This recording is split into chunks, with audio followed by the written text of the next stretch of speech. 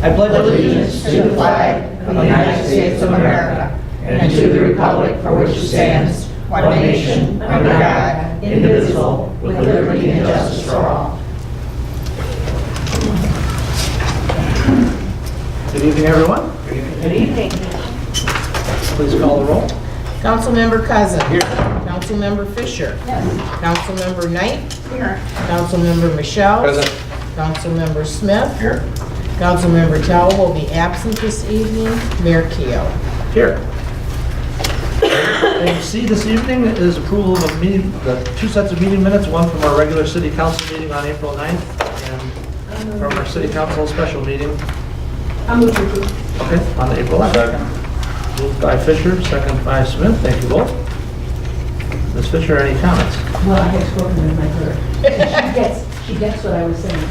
I'm hoping that she will feel comfortable, or council will feel comfortable to add that I did, when I was talking about the trash, it was pretty much in jest. And my daughter saw this and she said, "You just sound like a witch." And so I would like to put something in there that indicated that Hey, it you're not a wasn't just me griping about the trash and finally adapt. So maybe in jest could go in front of it? or- Okay, I will. Thank you. And I didn't see any others. Fair enough. I try not to be a witch. It Okay, all happens enough when I don't expect it. Any other comments from other council members? Okay, all those in favor of approving both sets of meeting minutes, signify by saying aye, please. Aye. Those opposed? Very good. We have no prearranged participation this evening, so we're down to approval of the agenda, item E. There is on the table the Relay for Life item that we'd like to add to the consent agenda, which is your item J2, if anybody I'll make is a okay with motion that. to approve the agenda with the addition of item J2.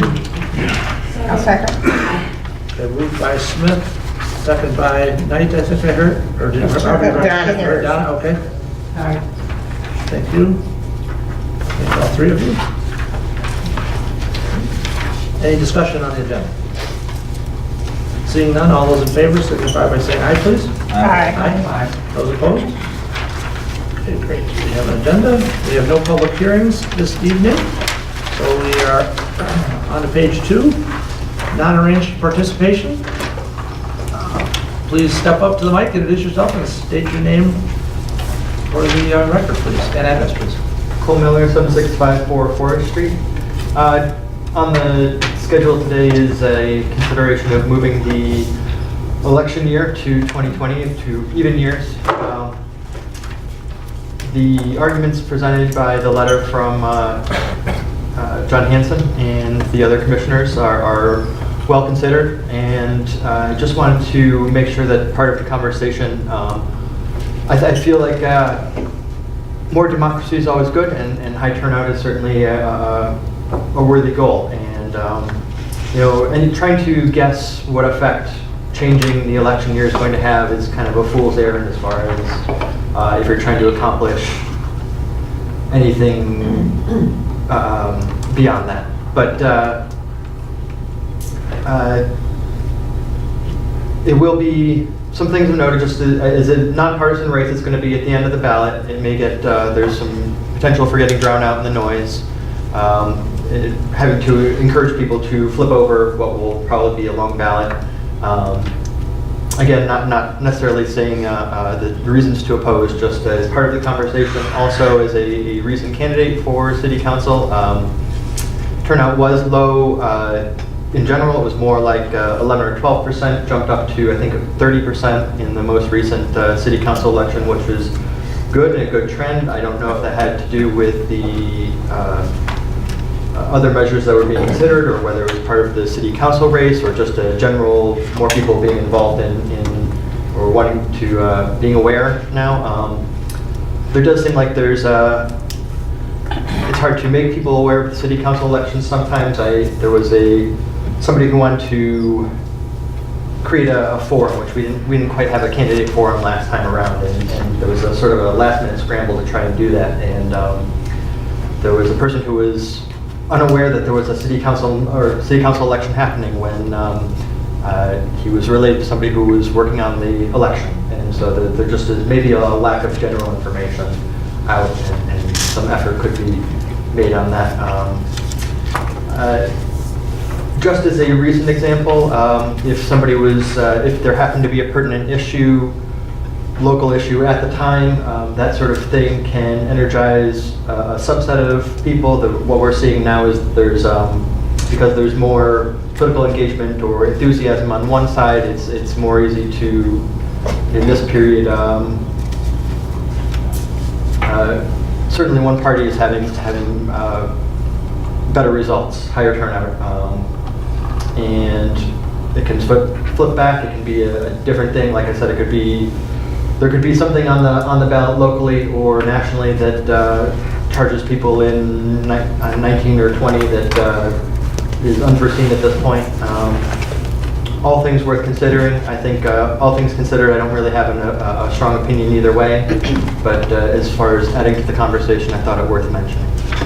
Appreciate the comment. Is there anybody else in the audience who would like to speak this evening? Okay, seeing none. We have 2 communications in the packet, our upcoming meeting list and our signed calendar. Any comments on the communications? Okay, our first report this evening is our third quarter treasury report from our finance director. Ms. Sherry, how are you? I'm good, how are you? Good. So you have the report in the packet. I don't have a whole lot of updates to it. We have gotten a couple more personal property tax payments in, so that's kind of chugging along. And Courtney and I have a rating call with Standard & Poor's on May 2nd. I don't think there's going to be any change in the rating. I can't see them going down, and I really can't see them going up. So that's really all I have. Any questions? I have one, Mary. On page 21, delinquent personal property tax, it said Yeah.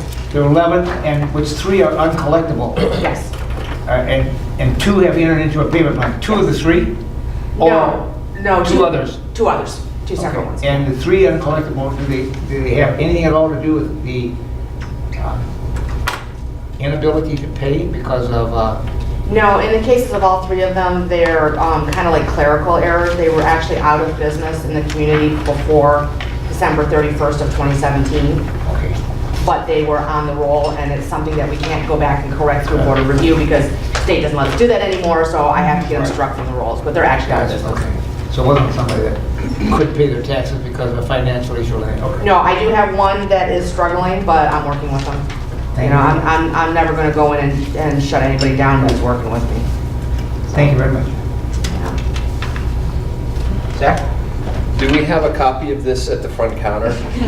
We can, and by the way, I've been trying to learn how to make that dollar bill thing for so many years. They won't let you copy it or scan it. And I finally figured out how to make that thing. And I go home and I told my husband I'm all excited about how I learned to make this dollar bill, and he's just looking at me like I've lost my mind. Oh, you know, and we can use that actually, and all joking aside, we can put any picture on there. I just happened to do the dollar bill I got off the wiki. We can use that for a lot of different things now that I have it set up. And I do think it's an interesting graphic that shows, you know, how much of your taxes go to the schools.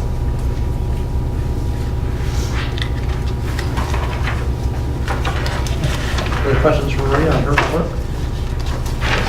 Yeah, keep going, floor is yours. Is there anything that wakes you up in the middle of the night? Okay, thank you. It's not with this. There are Okay. things that do. Yes, clarify that. Legal wall. Okay. I think job well done. Thank you very much. Thank you. Our next report this evening is from our Public Services Superintendent. Dan, how are you? Good. Good evening, council. Good evening. Hopefully everybody got outside a little bit today. Well, let me tell you, the little bit I was out there was really nice. Hopefully there'll be more days like today. In your packet, I got a 2-week report, and then answer questions on that. I got a couple updates on projects. Juicy one this time. Well, let's start with the juicy questions. I gotta find that. Let's see here.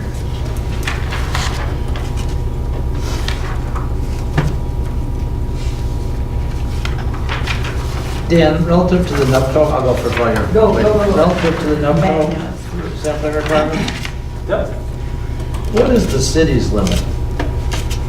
Right now, the permits we've been giving them, every time they're out of a violation, which we know they have been for quite some time, we've been working with them through that process. They're supposed to resample till they get in compliance. So through the process, we've been working with them to get them in compliance. They've been doing a really good job on the BOD. Phosphorus is next, but they should have to resample until they get themselves back in compliance. Okay, so they have, it says in the report, that they have level limits of 16 milligrams per liter. That's correct. And above, What's that? and higher. And higher. Yes. What is our overall as a, remind me what the case we lost with the state. What did our level of phosphorus that we can now discharge as a city go from and to? Well, we're currently at 12, I believe what we can discharge. With the new permit that's gonna come into place, I might have to. Or maybe you have to get back to me on that. I'm gonna have to get back. All right, I'd be interested to understand that a little better. Okay, we can do that, Let me get back with you. Fair enough. Did I kill enough time? You just got into the good stuff. Oh, the juicy? I didn't realize. Could I stay on that topic? a Yeah, little please bit? do. Well, they called us, there was 2 reasons we went to the meeting. Obviously, they're monitoring, it costs a lot of money, but it's kind of the price you pay to do business. I mean, the city, at the wastewater and water treatment plant, we have to monitor ourselves all the time. We do that through performing the test ourselves, and we also send it out to make sure that we do split samples, okay? So when we went into this meeting, I knew that I didn't want to lower their sampling requirements, but we also went in there with different options for them on how to save cost. One of them would be to buy their own sampler. Instead of having an outside company come in and put a sampler down, which is $400 to $500 a week just for that sampler being there. They could do their own samples. I mean, they just got certification. 2 of the members did, Tony and his assistant. They could do the testing in-house, which would cost them quite a bit of money to get all the equipment to do that, but that is another option. So we went in there with 3 or 4 options on how to help them save money, but it had nothing to do with limiting how many times you're sampling now. I mean, maybe that's something we could visit in the future, but they need to get in compliance first before we're ever gonna look at that. And then also they had a solid separator that they want to put in the system, which will help that Cambrian system out a lot. It'll get the solids out of it before it gets to the EQ basin, which is a big savings to them. But also, in the process of the last 3 to 5 years, they've had a problem with BOD and phosphorus. Well, one of the things that we didn't notice on their new design that they would want to put in with their solid separator didn't have anything to do with phosphorus, which for the city, that's very important.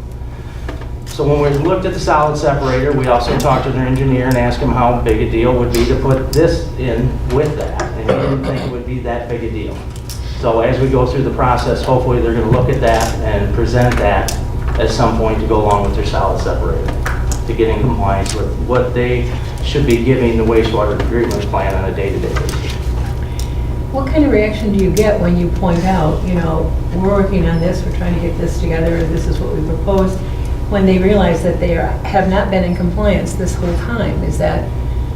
Well, it's been a process. I mean, obviously the big thing for us was a BOD to start with. And we've worked through the process with them. They spent a lot of money and a lot of time on that. And they're getting it under control. I mean, we still have a few violations here or there.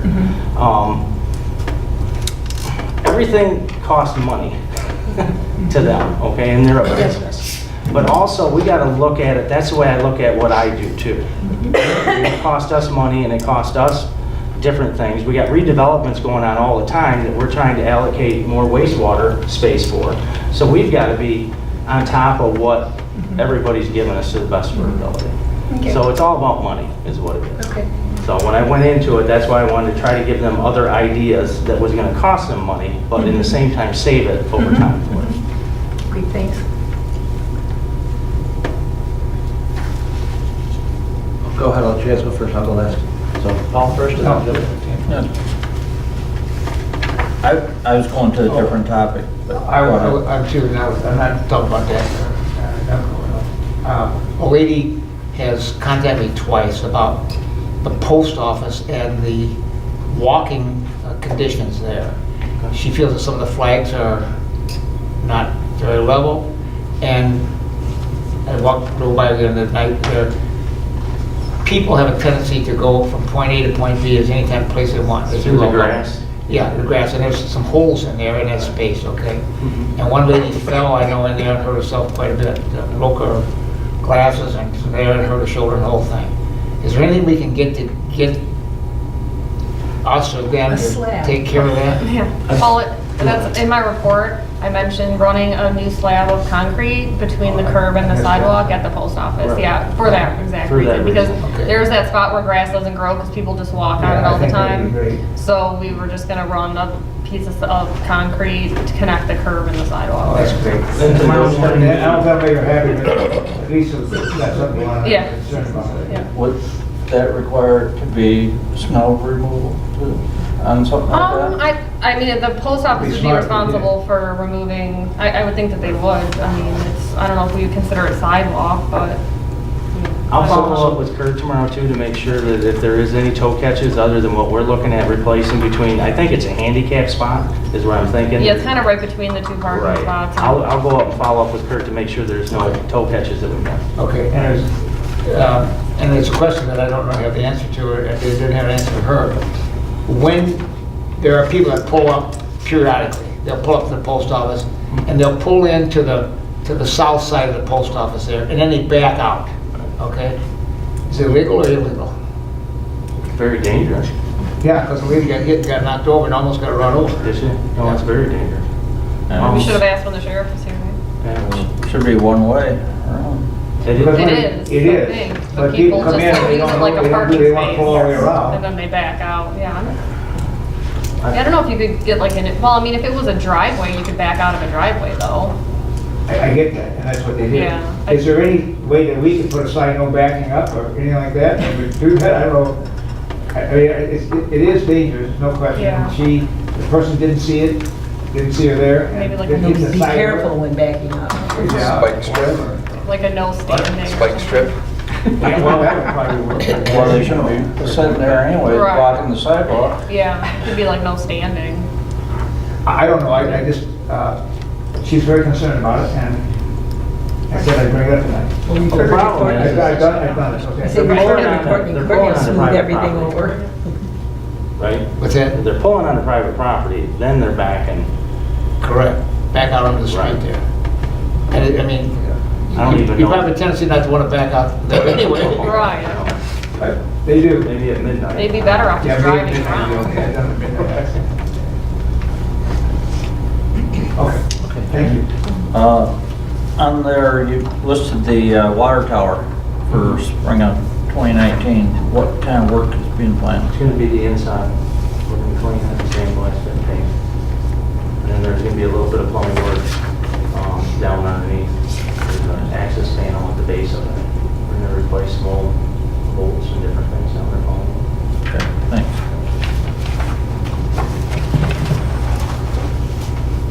So what's, in general, what is, I saw on both your report and your report, the crack seal list? Generally, is it the entire city, is it? It's all the streets that were tape sealed first, and then anything else that has been recently done that needs crack seal, up till the limit of the funds. But they're starting with some. Okay. And is the, there's a note on here, DPW met with Justin Parks on 3rd Street Park? We have a new park, I'm sorry. Gotcha. Yeah, Just a typo. You know, it's fun. I think it's the wrong letter, number. Yeah, I keep calling it that, and now it's weird that it's in there like that. You got me doing it. Yeah, I guess so. Mhm. No problem. I think it's interesting that the gentleman doing the water tower work is named Nelson Tank. Right. I thought that was good too. That's another good part of your report. Little humor in there. When will the SAW grant televising start? I see the pre-con was just recently. We're hoping the next couple weeks. I mean, we met with Metro and we're starting to line everything up, so we're hoping mid-May. Gotcha. Mid-May, okay. But we'll update you on that. We did a dial link equivalent. That's all the kind of questions I had. We're still working on filter down at the filter. Oh, do you have another? I was just saying, oh, when you cut down the elm bushes in Westridge, I said, Yes. they'll survive many years. I think people even pruned them. Did they really? Okay. We're still working on the filter down at the water filter plant, the new filter we're putting in. They got it in place. They just finished putting all the media in today. Tomorrow they're gonna come and start actually putting the plumbing back together, and I'm really hoping, you know, by the end of this week, have some chlorine in there, let it sit for a couple days, and then backwash it, and then do some back T samples on it, and hopefully we can get that in service relatively soon. That's down by the DPW is where the filter plant. We're working with Steve Brower in Grandview. We're going to do a temporary water shut-off so we can cut and cap the water and sewer this Wednesday, just on his property, so we can get that over with. I think that's going to help him with demolition, the rest of the, yeah. So Wednesday, we're hoping 6 hours at the most. We went to the apartments there. We've talked to each individual person and give them a notice for Wednesday starting at 8 a.m. Dan, how close do you think he is to starting utilities on site?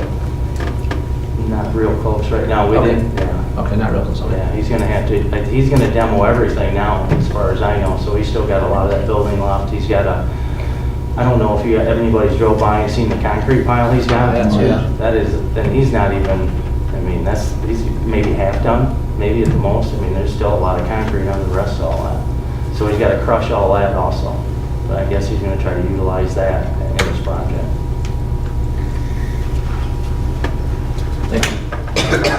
We repaired a couple manholes up at the gazebo today. I did not have that in my report, I'm sorry. I don't know if you've noticed. There was one on each side of the gazebo.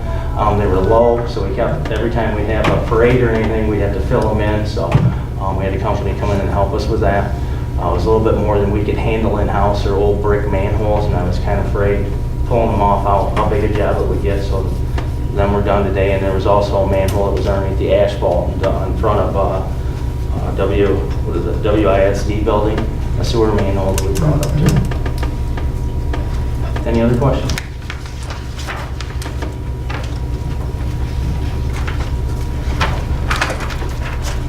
No. Thank Thank you very much. Thank you. Next up is our Community Development Manager, Michelle. How are you? I'm fine. How's council this evening? Okay, I'm shocked. It's the lowest, smallest report that you've ever given in your life. Yeah, but I got a whole bunch of updates Yeah. for you. But thank you, I appreciate that, Paul. So, before I go into the updates, just a quick reminder on the master plan. You've got your second joint meeting with Planning Commission, May 7th. Starts at 5:30. I'll feed you again. Do you want pizza or do you want something else? Just email me and let me know. Also, final parking studies in. I think I sent an email about it, but if I didn't and you want it, I'll send that out tomorrow for you. Any questions before I go into the rest of the updates? Can you stop and get a copy of that in the office? Sure. Copies of it. Or can you email it as Yeah, well? I can email it and I'll make copies for anybody who wants one. Thank you. Excuse me. I'm sorry, Zach, go ahead. When will the 3045 Broad Street from the third meeting get onto the website? I have an email out to them asking them just reminding them for the PDF, so I would presume that at the latest, the end of this week, but hopefully by tomorrow or Wednesday. How was the incremental tap fees received by the folks at Oxford? So they're understanding more and more how it all works. What we've gone back and done, when I did the table to keep track, I focused more on the amounts, the dollar amounts, and credit that way, as opposed to just look at the REU numbers per unit. It's still the same thing as far as, they're still going to be the same at the end, but it's in some ways a more digestible conversation if you just talk about the number of REUs in a space versus a dollar amount in a space. So we went through a process of reapportioning.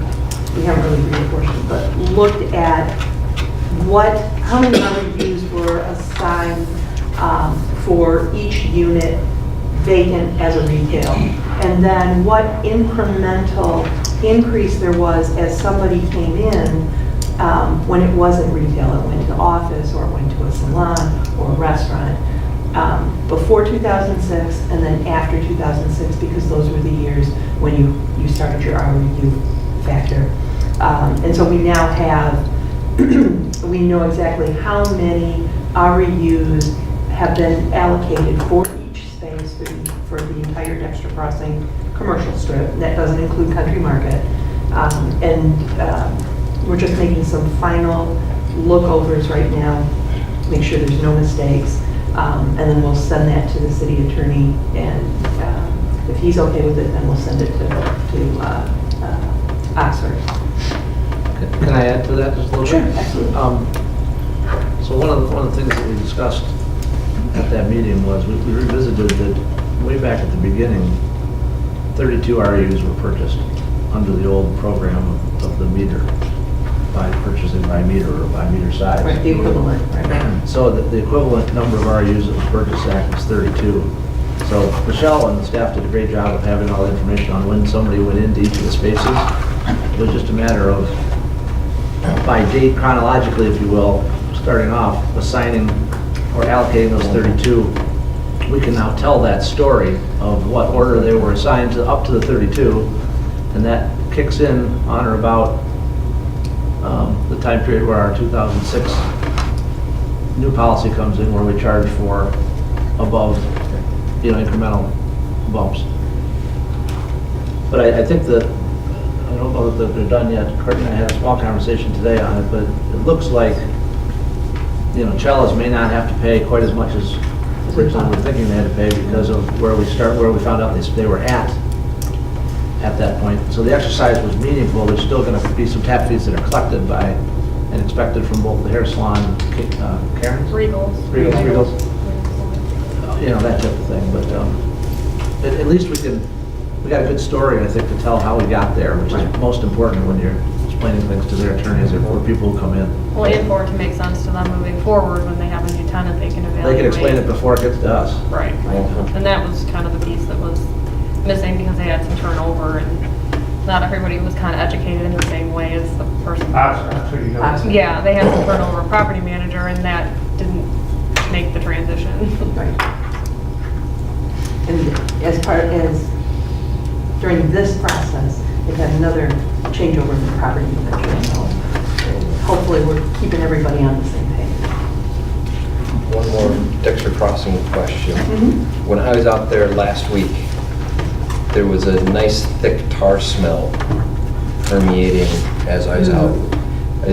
What's the process for cleaning up the coal sealant that they put down? I think they put another layer on top to seal that in.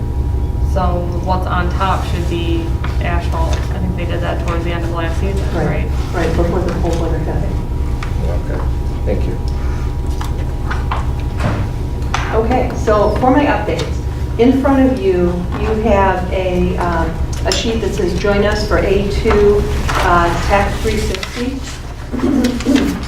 Jim Carson went to the Ann Arbor Spark annual meeting as a representative of the city, president of the EDC. Neither Courtney nor I could make it, and so that really worked out well for us.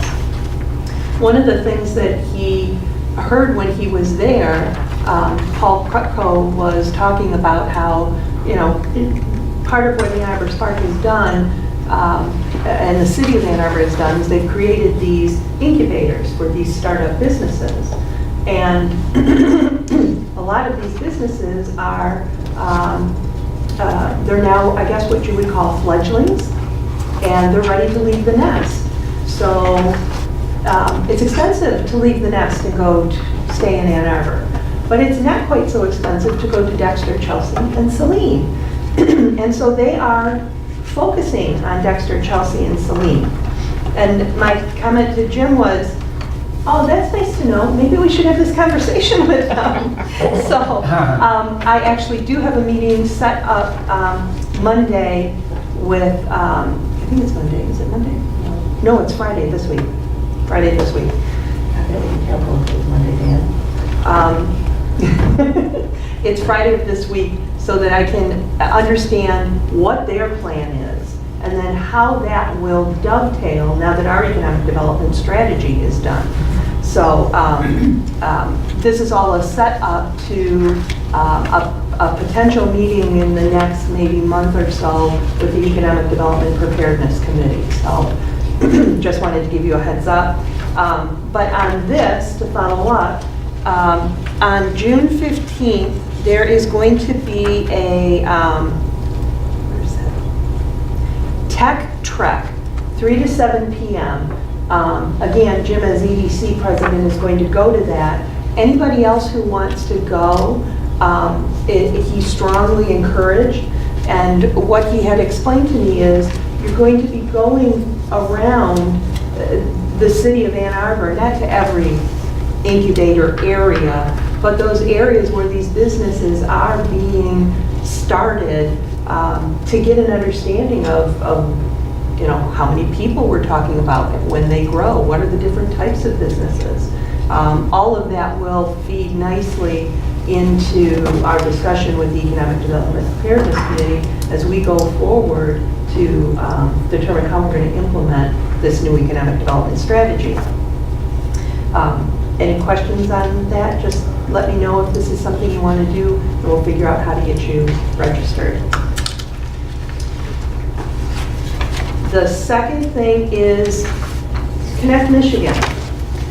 There are going to be a series of 6 meetings from the RTA regarding the plan or the proposal that they're going to be rolling out on how to connect, improve regional transportation in Southeast Michigan to the extent that local municipalities like ourselves are going to have to fund it ourselves.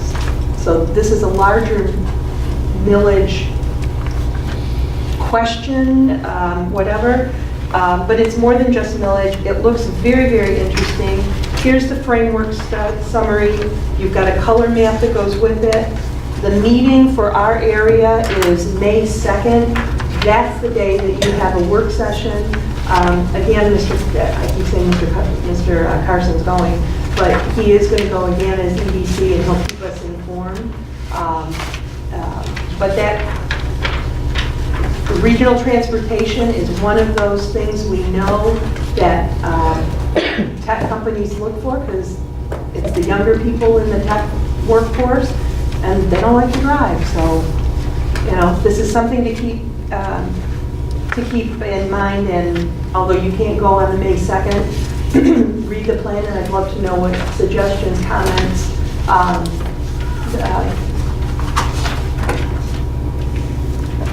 just overall ideas you have about it.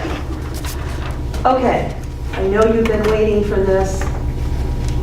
The draft report's in. Okay, so the redevelopment ready communities, the draft report is here. I will email it out tomorrow to you.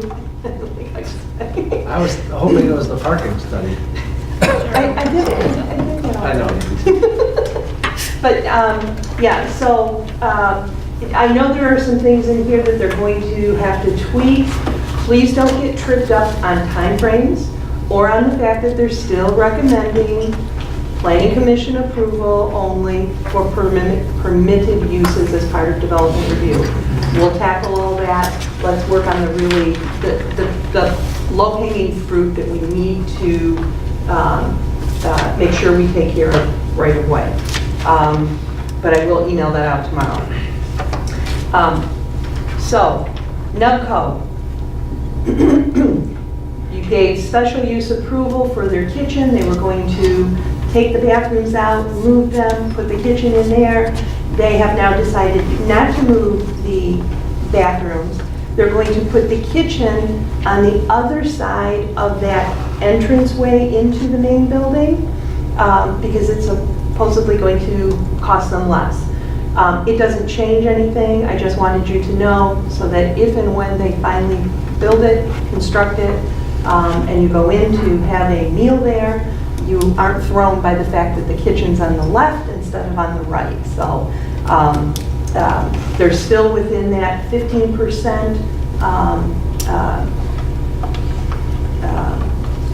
amount of tasting room can't go over 15% of the total gross floor area of the building, so they're fine there.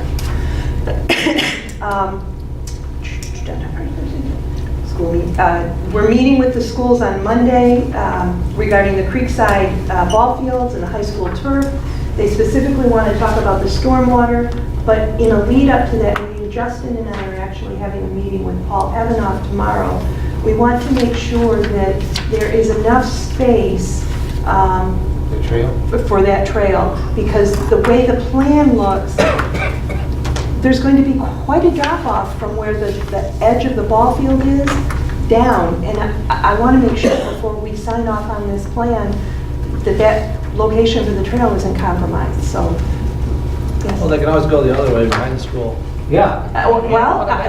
But we got to get that determined, so. Tell them we're happy if they want to use that space, we're just going to go the other way. Well, I'm concerned about that too, because that was, as I had mentioned before, that used to be the old dump there, and it's, I guess maybe they're covering it up even more so to be even better, but what I'm really concerned about is the contiguous to that creek, that area there, and unless they put some kind of a berm, or some kind of... Some barrier has to be... Some barrier there, that's just gonna roll just like it used to do in the back of the school there when all that water used to come out of Walkabout Creek. Yeah. It was just a disaster there.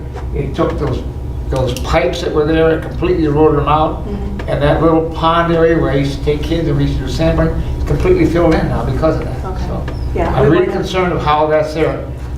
Because of my boot in the last, 8 weeks, I have, 6 weeks, 8 weeks, now to 7, I haven't walked back there, but it's a goal of mine to do that almost immediately, because that dirt that you see up there on Dan Hoy is supposed to be what they're using there. That's a lot of dirt. It's a lot of dirt. A lot of dirt. Yes. And if they just... Going to the high school though, right? What's that? Some of it will go to the high school, but the majority of it is, if I'm not mistaken, is going to the Creekside turfs. Yeah. Or the Creekside ball fields. Yeah. And That's what I was... the slope up to the area for the ball fields, it's quite dramatic. There's significant I'm confused, slope. and I just eyeballed it, driving slowly by there and trying to get the best I can, but it is really close to that creek right now. You look at where they cut trees already to make that as flat as they're going to make it. It's close to that, into that creek area. So Yeah. Comes off of all the drainage that comes off of the hillside there up to Wiley, Bates, all that all comes down, goes underneath the road to that creek and into Mill Creek. And that's a major concern I have. And So that's why we're meeting with Paul when are you doing that? tomorrow morning. Maybe, if you would invite me, I would maybe go. It's fine with me as long as that's fine with Sure. the city manager Okay. and council. Okay, 10 Thank o'clock. you. 10 o'clock, thank you. And my last update, and I know you'd like Just me to don't talk screw forever. anything For what? Don't screw anything up. I don't worry about my foot. I'm not So, not last meeting, but I think it was the meeting before you had, we presented you with the landscape bid from our tree planting contractor, and you asked to get a couple other bids. I've sent that bid package out to 2 firms. One is, it's called Lotus Gardenscapes, used to be Bloom, it's down on Baker Road. The other is Todd Services. I anticipate that I should have bids for you to look at your next meeting. Okay? Like I said, you probably would like me to go on forever, but I think I'll stop if that's okay. Unless you have any other questions. Good report. Thank you. Thank you all. Thank you. Thank you. There is a written report from the sheriff's office in the packet. Does anybody have any questions on that or the supporting crash/incident mapping? I can add that the CapStart, or Texter as we call it, will be meeting this Wednesday. Mr. Cousins is going to be, or no, not Mr. Cousins, Mr. Carson will be speaking about the senior centers and some work they're doing on there. That's it.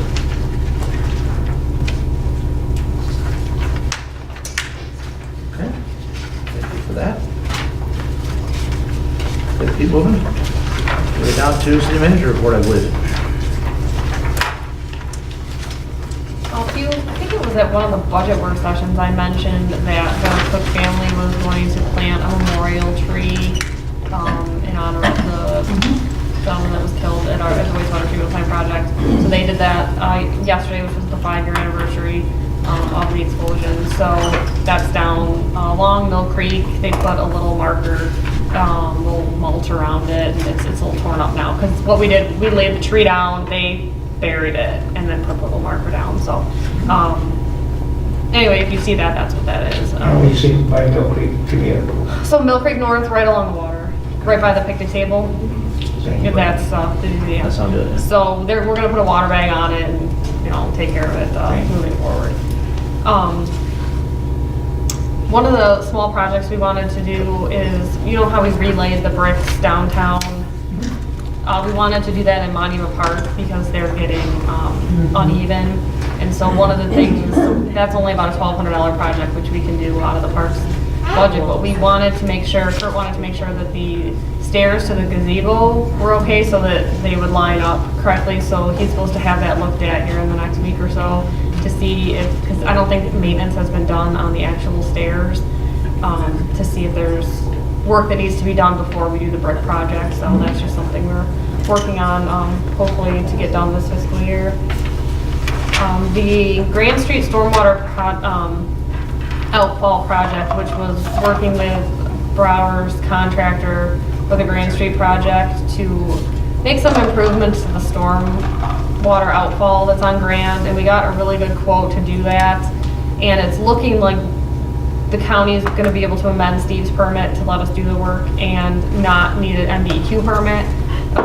This county's been working with the state with us on that, so that we can get this work done, because it's the perfect time to do it while it's still accessible without duplexes and condos in front of it. The letters went out on the sidewalk project, so people should be receiving those. I mailed them Friday. If anyone hasn't checked out the rain gardens, they did the prescribed burn to the rain gardens, so it's going to be fun to watch those grow back. It's kind of an interesting process to watch out the window. Not something you see every day. And the only other thing was the Standpoint Bishop Circle intersection. So we've asked the schools if we could potentially partner with them to improve the turning radius for the trucks making the right from Standpoint to Bishop Circle. Since that area is going to be torn up, it would be nice to do it at the same time if we can get a good price for that. So the schools are looking at that for us with Patrick. Yeah, Marie mentioned the reading call on the 2nd. We'll be delivering the budget work session back at Friday. That's about it. They finally did the pacer readings. It stopped snowing. Is there a surface quality index go up? Yeah, well, I don't know, we just finished. The average rating. Yeah, now it goes The average to- rating. I'm sure OHM will let us know soon. It's always exciting. Should. Okay. Yeah. Sorry, I was trying to. On the roundabout project for Dan Hoy and Baker, I think it was mentioned that the school intends to tie in Yes, from they're building the from the fourth west leg. side. Have we seen any updated plans with that on there? I think they're about done. So the school is funding that and OHM is doing it. And I believe they were about done enough that they were going to get reviewed by MDOT because it has to go through them. Actually, those bids are due next week, so that's exciting too. But yeah, I can see if the road commission can send something to. Yeah, I was see just how that curious turns how out. that, Yeah, and then that'll connect to their parking lot, but they're gonna do that work. So the road commission, the contractor's just doing the approach. Right. And then the school will bid out the connection to their driveway, which OHM is actually doing pretty good for the schools. But, Will the other entrance be closed? The other curb cut to the north of that? I doubt it. that's where the buses will go in and then come back out to the roundabout from it. Could be, yeah, I'm not actually sure how they were planning on using it. It was kind of a last minute decision for them to have it put in at this time. So, but yeah, I can see that. Basically now they go in, the buses go in up there, pick up the kids, and then they drive around the edge of the parking lot and then back out. It should improve traffic. So just give them more of a U-shaped rather than have them to come back out the same way they went in. Okay, yeah, I can have more. Traffic pattern should be much better to get out on that road than just put a roundabout. I think, quite great idea. Yeah, they can do it. I mean, it's gonna be cheaper probably to make it part of the project, so.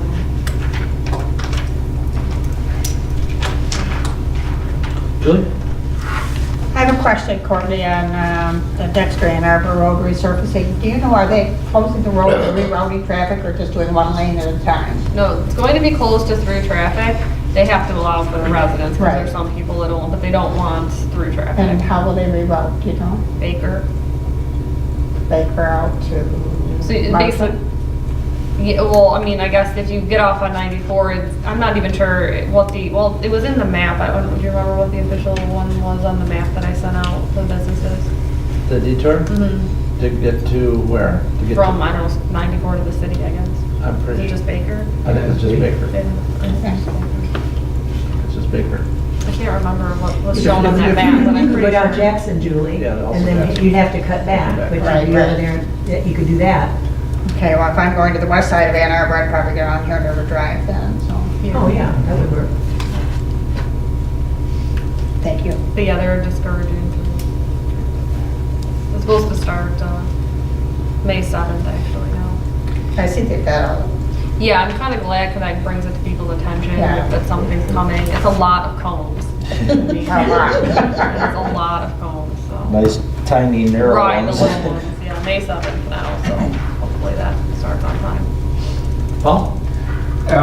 G, the Iron Bell Connector feasibility study. I see where it's going to the Planning Commission. Parks Commission? Parks Yeah, it did. And so, question is, when do we get to see that? And can you give me any indication of where, you know, it says going up to Park. How do they get from the park or into the city? That's what the study will. Yeah, so the plan for the county right now is to go from Chelsea out to Parker and Dexter Chelsea Road. So the question is, how do we tie into that point? So County Council will see the scope of work from JJR probably at their next meeting. Okay, and they haven't made that determination yet how that's going to be connected? Well, that's the point of the feasibility study. Because we do own the property on the other side. Right. And the only really thing that's not connected is the house on the corner of Park and Dexter Chelsea. Yeah, so what the expectation is they'll look at costs, necessary easements, possible alignments, and come up with a preferred alternative. I think it would be, it's going to be interesting how that all ties in. I'm glad that they're not thinking about going, or maybe they still are, going all the way down Park and then coming down Shield to catch in back to the trail the other way. That, to me, would be just a really expensive way to do that.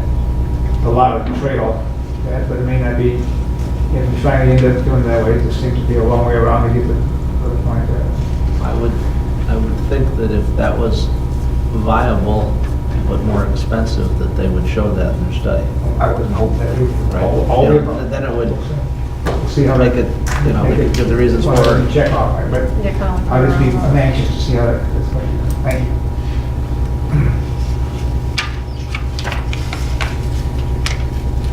Anything else, Courtney? Any other questions from council? Okay. I want to remind everybody that on May 2nd, we have our first budget review workshop at 6 o'clock. That's a Wednesday. Wednesday, 6 o'clock. Where's that at again? Library. That's the library. Okay, thank you. I should put that in our report. Both of them, actually, we got lucky. Both of them, yeah. in the library. We didn't talk about it, but in the work session packet, we included the information that I talked about previously on runs and where the runs were for the last several years. I think if you haven't had a chance to look at that, you ought to look at it and just see where the concentration of our fire runs are. This information came directly from the fire department, and Courtney was good enough to go through and break it down by common area district. So just, I think it's interesting, about 25% of the runs are in the general area of where we're talking about getting a cost estimate for a potential station, so just wanted to follow through on my previous report with that. I covered the Oxford connection fees meeting. I think unless there's any other questions on that, I was in attendance at that. Zach, maybe you can help me with this. We met a little bit on April 13th to discuss a framework for reviewing housing in the community. And I mentioned here the first phase is envisioned to be data collection, where hopefully we could use an intern or a student from one of the universities in the county or something. And we're going to prepare a memo that outlines those details. But the thought was to kind of get data approach some of our businesses and find out actually how many of their employees live maybe in the city, within 5 miles of the city, in the county, outside the county, just to kind of get a better feel for who's living, working in and around the site. What we do with that information and what's next, we can talk about as we go. But the thought was that might be valuable information as we talk about the need for affordable housing, how much affordable housing might be interesting. We don't have that kind of data at our fingertips. We do have with the previous studies kind of a 30,000 foot view of it, but we don't have a very granular site-specific information just yet. It's just because of my personality. Actually, I asked Lynn tonight, where she lives, okay? I always ask people where they live, because I want to know if they live. And Greg tonight, I said, where do you live? And he said, I live over here in Farms.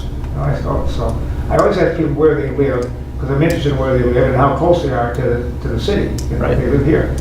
I did a little thing for Dr. Kolb for a little Christmas party he had, and it was at the house there, and he had 12 of his people there. There was only one of them that lived in the city that works here, and she lives in an apartment down 2nd Street. All the rest of them live away, some as far as Manchester, Grass Lake, Stockbridge. They drive in here to town to work, okay? It's just amazing how many people drive into the city to work.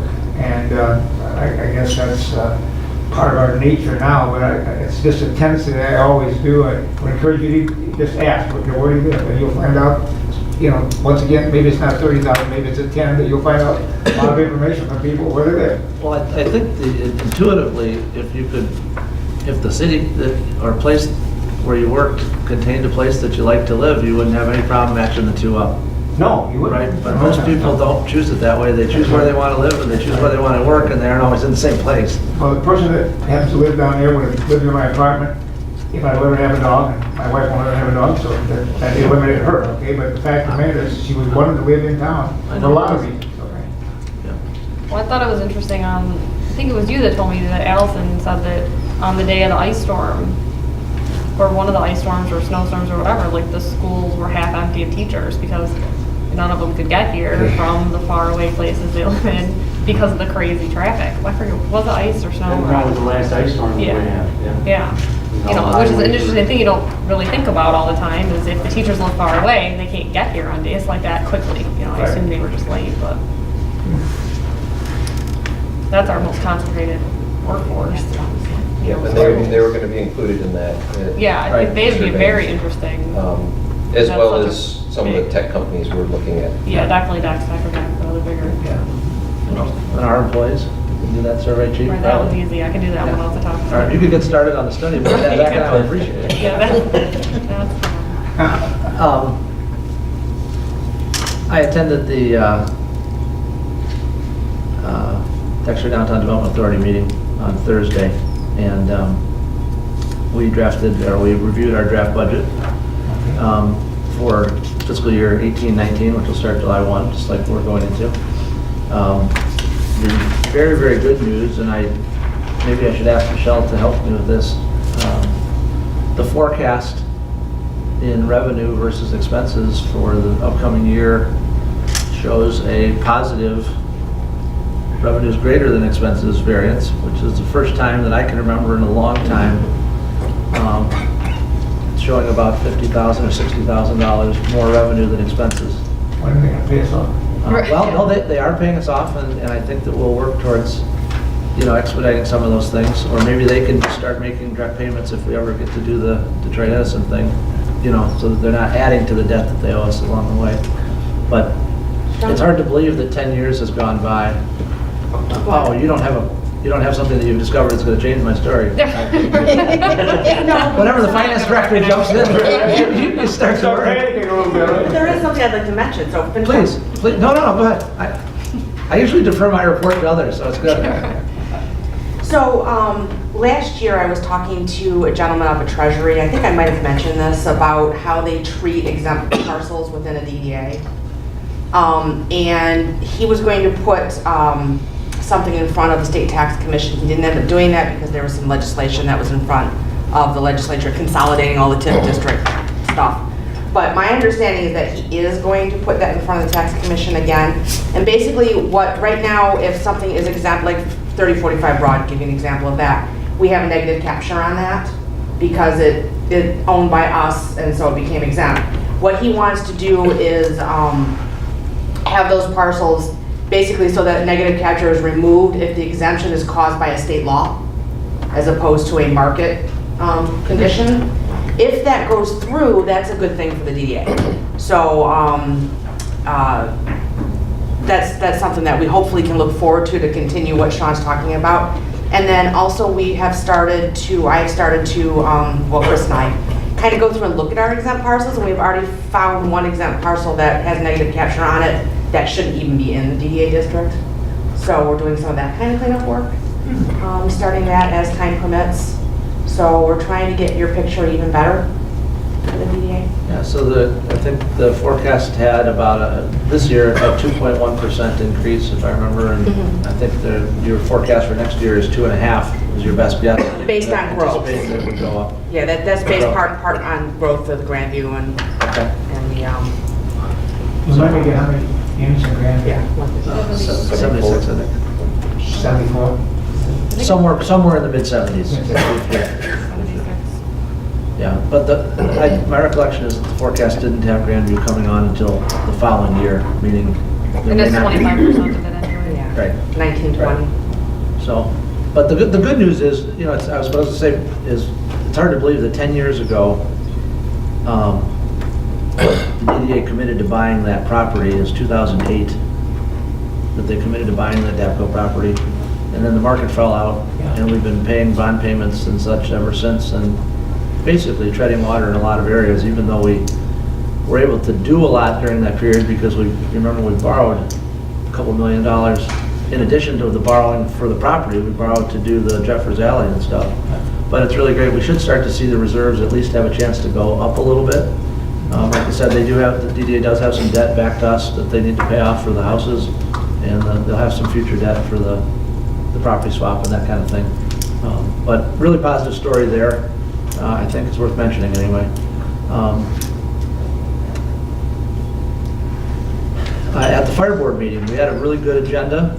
We approved the position descriptions for shift firefighter and shift officers, lieutenant and captain. Now you may think that this is something that we should have known what it was, but we did not have that documented. The chief put together a very good, thorough set of descriptions a couple meetings ago, or 2 meetings ago, and after 1 month of edits, if you will, kind of a second reading, we adopted the shift positions. We also adopted a hiring policy, which is a very important document because now that we have the bargaining agreement done, we are looking for the 9th firefighter, which is in the DAFD budget. That's good for everybody. It should help relieve a little burden on the existing firefighters. It should help ideally reduce a little bit of overtime. Anyway, it's a positive step, I think. And then I won't get in too much to the revised cost allocation model. We did have a discussion on that. Generally speaking, I think the next step is that Supervisor Ryder and I are going to meet with Supervisor Kingsley and just kind of have a general discussion on where people are there. It may be that we may not be able to move the needle too much, but maybe we can move it some if there's an agreement that we could look at it again going forward.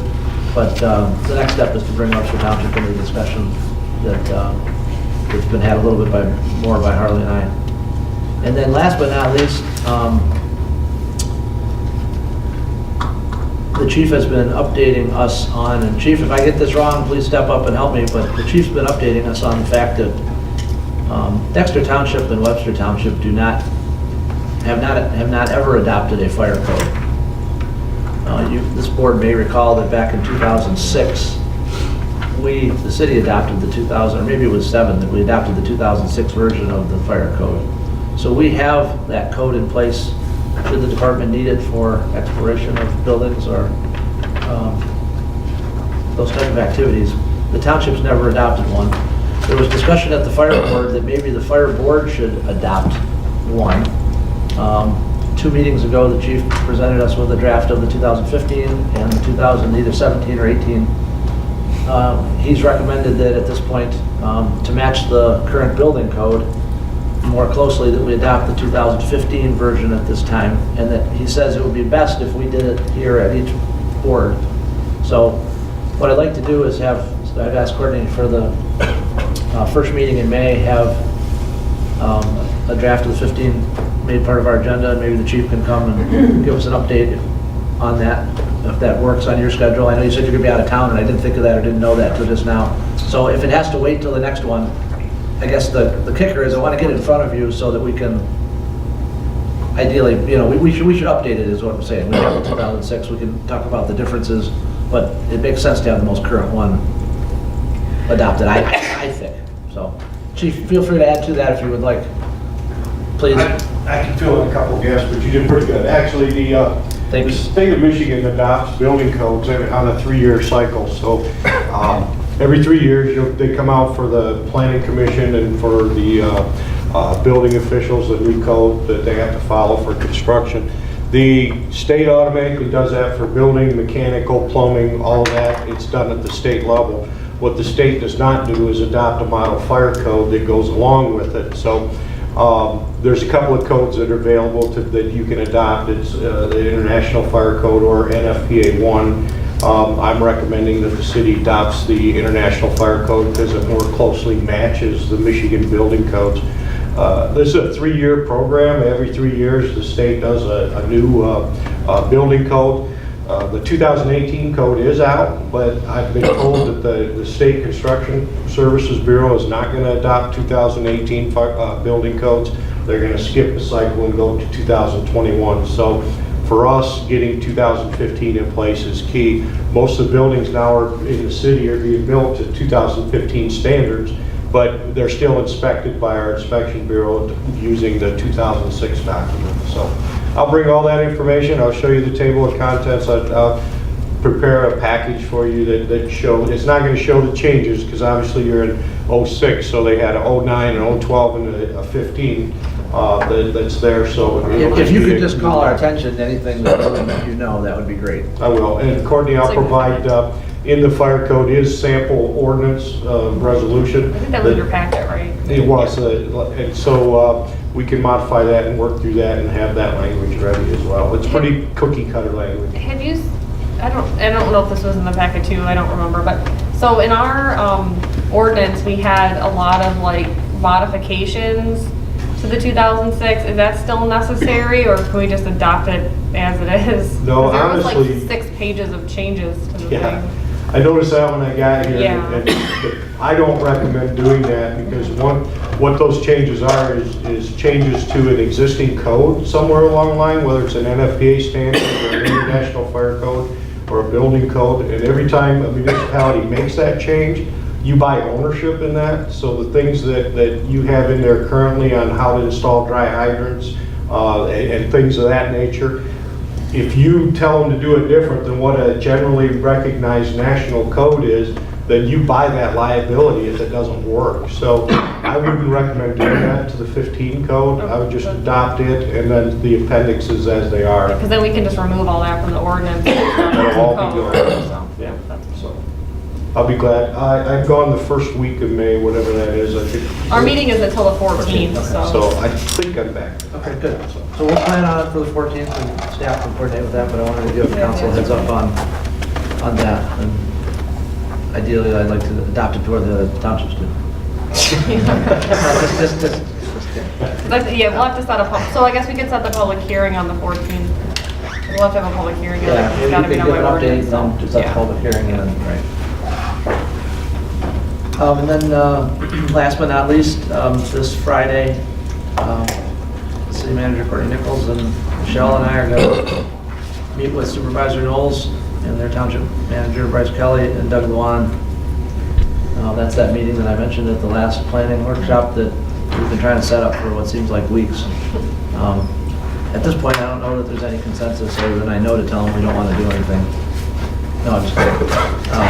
Well, anyway, I want to see where they're at, see what their thinking is. Hopefully Doug can facilitate that a little bit, representing the community somewhat from the Carlisle ordinance perspective. But I'll certainly bring that information back, or we'll bring that information back to the next council meeting or the planning commission meeting on the 7th. Yeah. Right, which we're supposed to be having on our calendar. Does anybody have any questions for me? A little longer report than I usually give, but hopefully worth listening to. Okay, seeing none, I'll move, a reminder that there's 2 items on the consent agenda, please.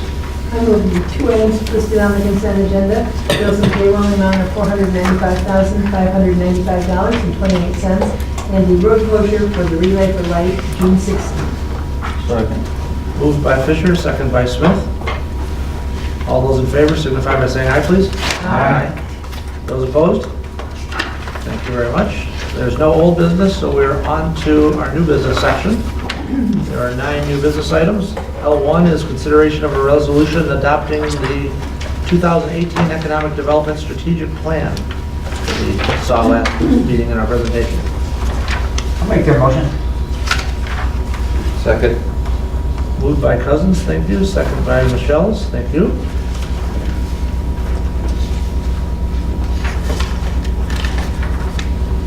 I'll ask, does council have any questions first? Zach? I will opine that there is a lot of room for improvement from the document that we've got. I'm still not sure personally what a arts tech outdoor council would do. It sounds like an interesting mix, and I don't know that the folks who prepared it gave us or at least I didn't get a really good answer. A bit of it felt generic, but it's good to have a plan for us to start on and start refining it, honing it in the future. So I just want to say that I don't think it's a perfect plan. I do have issues with it, but not enough for me to hit the right button. Very good. Michelle, anything we should know, or? I can tell you that, excuse me, that Luke and Kim have made 2 what I'll call minor adjustments in the plan. One has to do with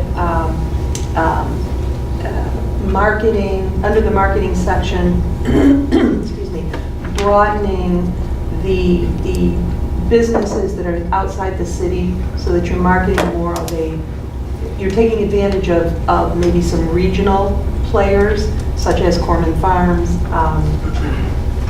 that have an impact on our tourism and people visiting the city. Include that in your marketing and branding. And then there was one minor change under the comments that were done as part of the survey of the business owners. There were 2 redactions. One of the redactions is redacted. And so I believe it says mayor as opposed to being blacked out. Okay. Those are the only 2 changes. And not having heard any other changes, I haven't asked them.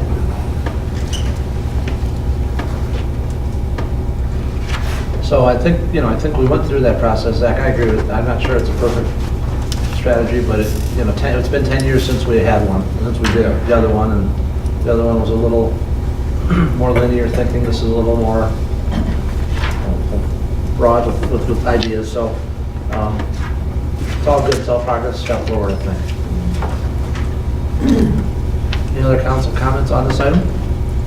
Please call the vote to approve the resolution adopting the 2018 Economic Development Strategic Plan. Cousins. Yes. Fisher. Yes. Smith. Yes. Michelle's. Yes. Knight. Yes. Keo. Yes. Thank you, motion carries. Thank you. Thanks, Michelle. New business item L2, consideration of a recommendation from the Arts Culture Heritage Committee and Arts Selection Committee on the 2018 temporary sculpture display. Excuse me. I will make that motion. I don't know if I have a suggested motion. It's under Kind of on. You do. Yeah, under Page action. 64. I didn't know if it was an actual motion. Yeah, it's just a, Yeah. Second the motion. Yeah, it's complete. yeah. So It's on the page first. 64, right, it's 1, 2, and 3? Yeah, and then the backups. And there, backups. Three backups. Yep. Motion by Fisher, who's the second, sorry? Knight. Knight, thank you, Julie. What's that? Questions first, and then, I'd just like to say a lot of good effort by the two committees. Mr. Justin? So there really isn't a whole lot to add. We followed the process for temporary art, whereby the Arts Culture and Heritage Committee made the solicitation for public sculptures, received the submissions and reviewed them and gave a first look to that. Made a recommendation to the Arts Selection Committee. The Arts Selection Committee refined that recommendation and made a recommendation to City Council. The three proposed locations are outside of LaFontaine Chevrolet, next to the Dexter District Library, and in the circular seating area. The same three locations where there are currently pieces of art. We did get quite a few really high quality sculptures compared to the last couple of years in terms of submissions, and I think both committees felt like they had quite a few options to choose from. But as stated in the motion, there are three backups, one for each location in the event that one of the primaries falls through, because a lot of the submissions were from out of state. You certainly may. I want staff to know that Justin did a valiant job of pitching your preferences to the committee, and he really did a nice job with that. So it says, in case there's an issue, the issues that they're not going to send it, or they won't deliver it, or? Yeah, in the event that It breaks. Like last year, the ducks, you know, they Couldn't be didn't end made. up, they couldn't bring the ducks, so we never got the ducks. And then now we'll have something to replace it with. and everyone was very sad about the tech meeting with the Ducks. But, so it's just because What happened to they're, the Ducks this year? So the Ducks last year was a sculpture that wasn't made yet. And the artist, confirmed over and over that, yeah, no, I can deliver it on time. And then last minute, after the Art Selection Committee had made the recommendation, it turns out that he wasn't able to get access to the machine that he needed to get access to in order to create the ducks. So there's no Ducks. So there's no ducks. so that's why we went with the backup plan this year. So Good if idea. something Yeah. falls through, we're not stuck. We don't have to go through it again. This year we have our ducks in a row. We're trying to avoid that. Well played. I wish I had a smaller upside. Still got I'm it. going to quickly call the vote. Yes. Smith. Yes. Cousins. Yes. Fisher. Yes. Knight. Yes. Michelle's. Yes. Keo. Yes, motion carries. Thank you you. for your good work on that, Justin. New business item L3, consideration of resolution approving MDOT contract number 185118 and authorizing the mayor and city manager to execute the contract for Baker Road resurfacing project. I'll make the motion. Moved by Fisher, Second? second by Knight. No. I'm sorry, Smith. I'm reading them all. I'm reading them all as I thought you lost your voice there. Thank you both. Courtney? Take this. Yeah, so this is just the required contract. It's been a little while since we've done one. I think the last one was 2014 for Ann Arbor Street. That will be for the Baker Road resurfacing project that will go from Van Hoy to Grand. It will be done in conjunction with the roundabout project. So it's exciting to get this done. This will also include repair of the island on Baker, the concrete, and they actually have to pull out the concrete bands around because if you notice, they actually form them to like the ruts, so they have to rip out the concrete bands. So it'll be some additional work beyond just the resurfacing, but some maintenance items. Courtney, when we did this before for either Dexter Ann Arbor or Central, did we have any changes to that contract at that time? No. Okay. Thought there was something small that came up. Okay. Any other council questions? I'm not trying to go too fast or too slow. I'm just impressed that this document was from '93 and it appears to be in a digital form still that's accessible. Yeah, they still send it on a piece of paper with the little blue corners, just like they have Oh, for 10 okay. years. So maybe it doesn't exist in digital form.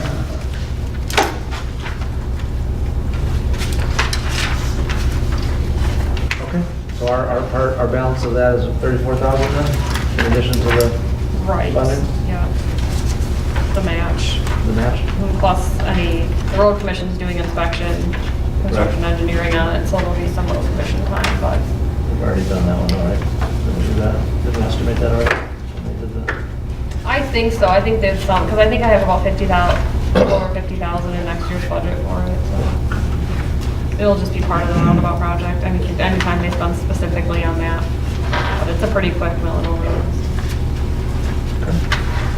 Okay, if I call the vote? Please call the vote. Fisher? Yes. Smith? Yes. Cousins? Yes. Knight? Yes. Michelle? Yes. Keel? Yes.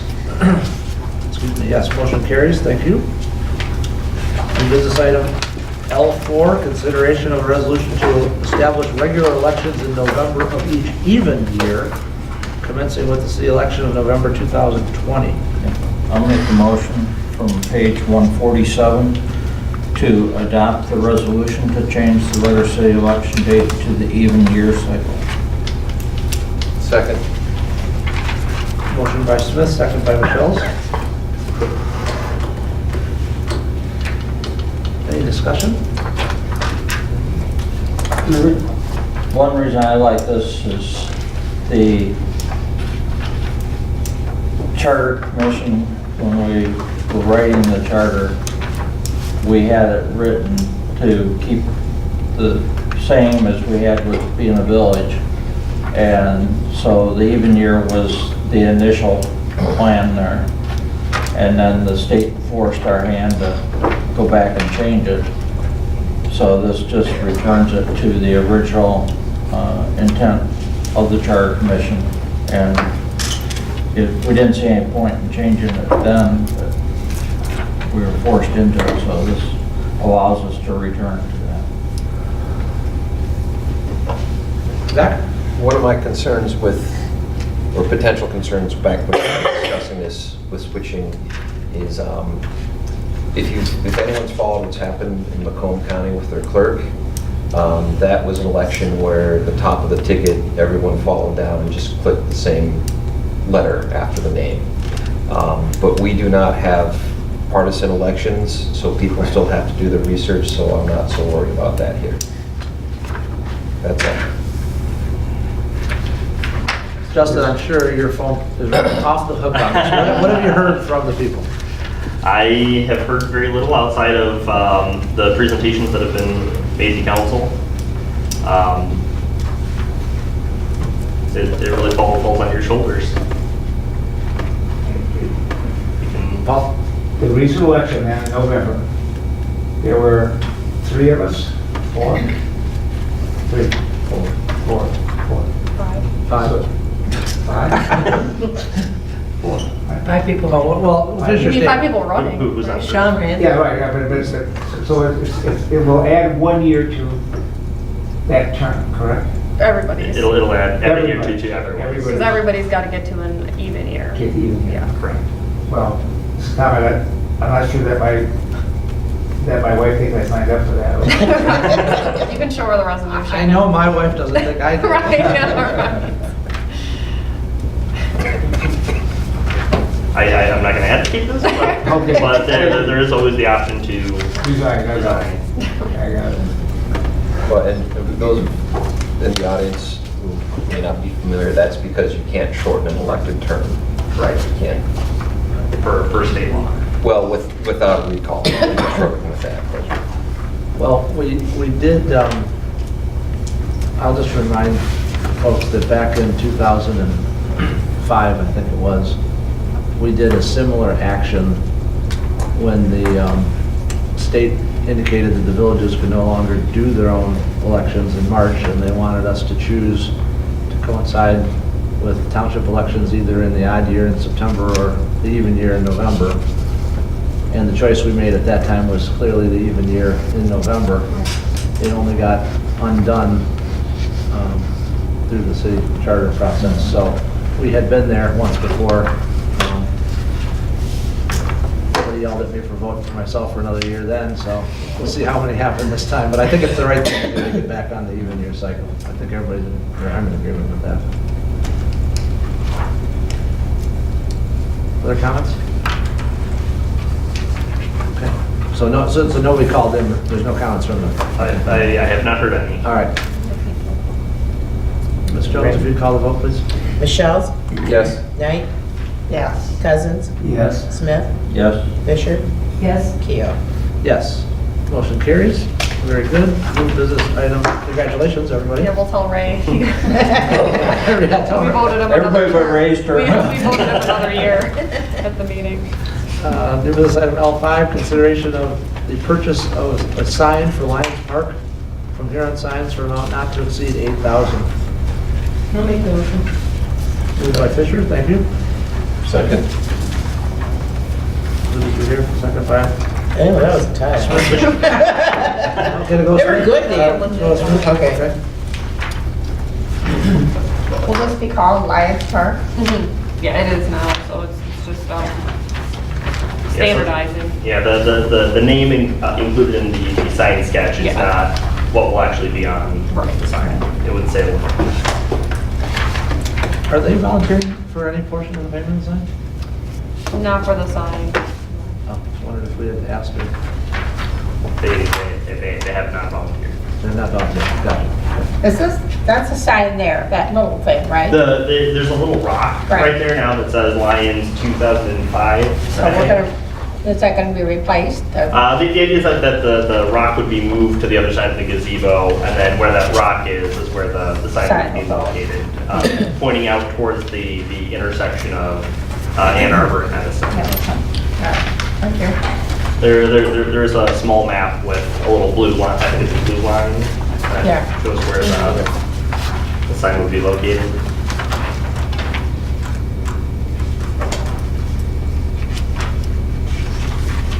Other questions, Julie? Okay. Okay. Yeah, sure. Questions? Seeing none, please call the vote, Ms. Jones. Knight, Yes. Fisher, Yes. Smith, Yes. Cousins, Yes. Michelle's, Yes. Keo. Yes. Motion carries.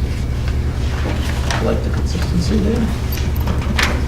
New business item L6, consideration of First Street Park project for amount not to exceed $20,000.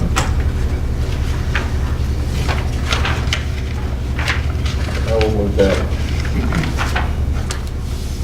Okay, moved by Michelle's, As stated on page 160. as one supplemental. I'll second. Second by Knight.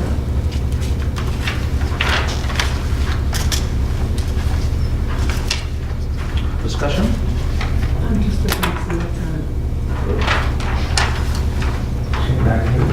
I said I was just looking to see what this entailed for the project. And that's this box here and the circles. Yeah, both on. Right, yeah. So one's kind of like So there's- deconstruction and then one's the Okay. additions. Okay. Correct. So functionally what it is it's a bit of cleanup and a bit of replacement with the lack of success with the MDNR grant. The Parks and Recreation Commission went back and forth and discussed this quite a bit on what they might be able to accomplish with the funding that was set aside to be the grant match for the trust for the MDNR grant. Justin, if they go back and they apply, are we gonna need to rip anything out here? Are we spending money on improvements that we may have to undo? No. Okay.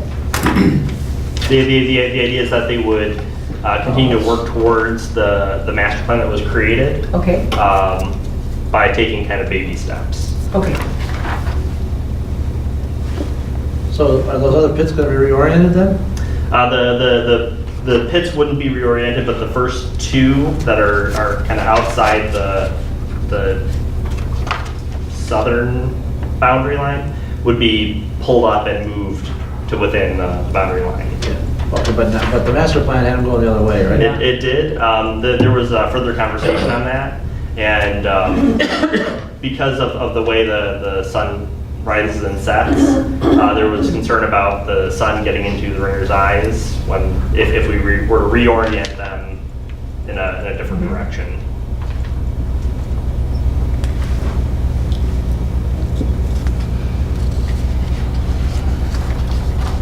Which way is north? Top of the street. This always puts stop. Yeah, that is it is oriented in a north-south direction as presented. Mr. Cousin. Well, I have a couple comments here on this. Number one, moving the pits that are currently located outside the park boundaries to the inside of the park property line. Has there been any discussion that we could get I guess the word would be a lease or a gift from DTE for that piece of property so that we wouldn't have to do this? And leave the pits where they are and not really cram them in at the space. There's a tree that has to be moved. It moves it back away from the present alignment, which is not a big deal in the long run. But I guess the question is, have we really gone through that process yet to ask DTE? And they have said? And they said they are willing to work with us for the use of that property. That could be a lease, if you will. But they won't deed the property over to us. But those pits aren't on DTE property, they're in road right of way. They're in the remaining road right of way. Right, but that's not DTE's property, that's road right of way, where they are now. Right, it's still considered road right of way. Right, but I mean, we don't need to, you want to move those because they're in the right of way, not because they're on DTE's property. Correct. So my question is, what is the reason why we can't leave them in the road right away? You don't put structures in a road right of way. No, that's not the point. We can do what we want to, okay? We can do what we want to. Obviously, we can do what we want to. It's not been an issue. It's our road. And there's no reason that that road, which was abandoned at one time. Only half of the road right of way was abandoned. And that remaining half, when it gets abandoned, will have to go to DTE. Right. If it gets abandoned. Right, that's what I said, if it gets abandoned. Okay, I said when, sorry. Sorry. No problem. I'm sorry, I may have said when, but I meant that. If it gets abandoned. If it gets abandoned, that part has to go to DTE. But that doesn't affect these two pieces of property, these two horses. So from the standpoint of putting things in the road right of way, it goes back to what you guys said earlier when the question was asked if the city follows its own ordinance. And you guys, you generally follow your ordinance. But I can remind you that we've had discussions of banning alleys and roads we've actually closed roads in this town. Access to roads in this town. And I don't understand why this is such an issue that we have to do this when there's really not an issue with it all, that this will ever be a road.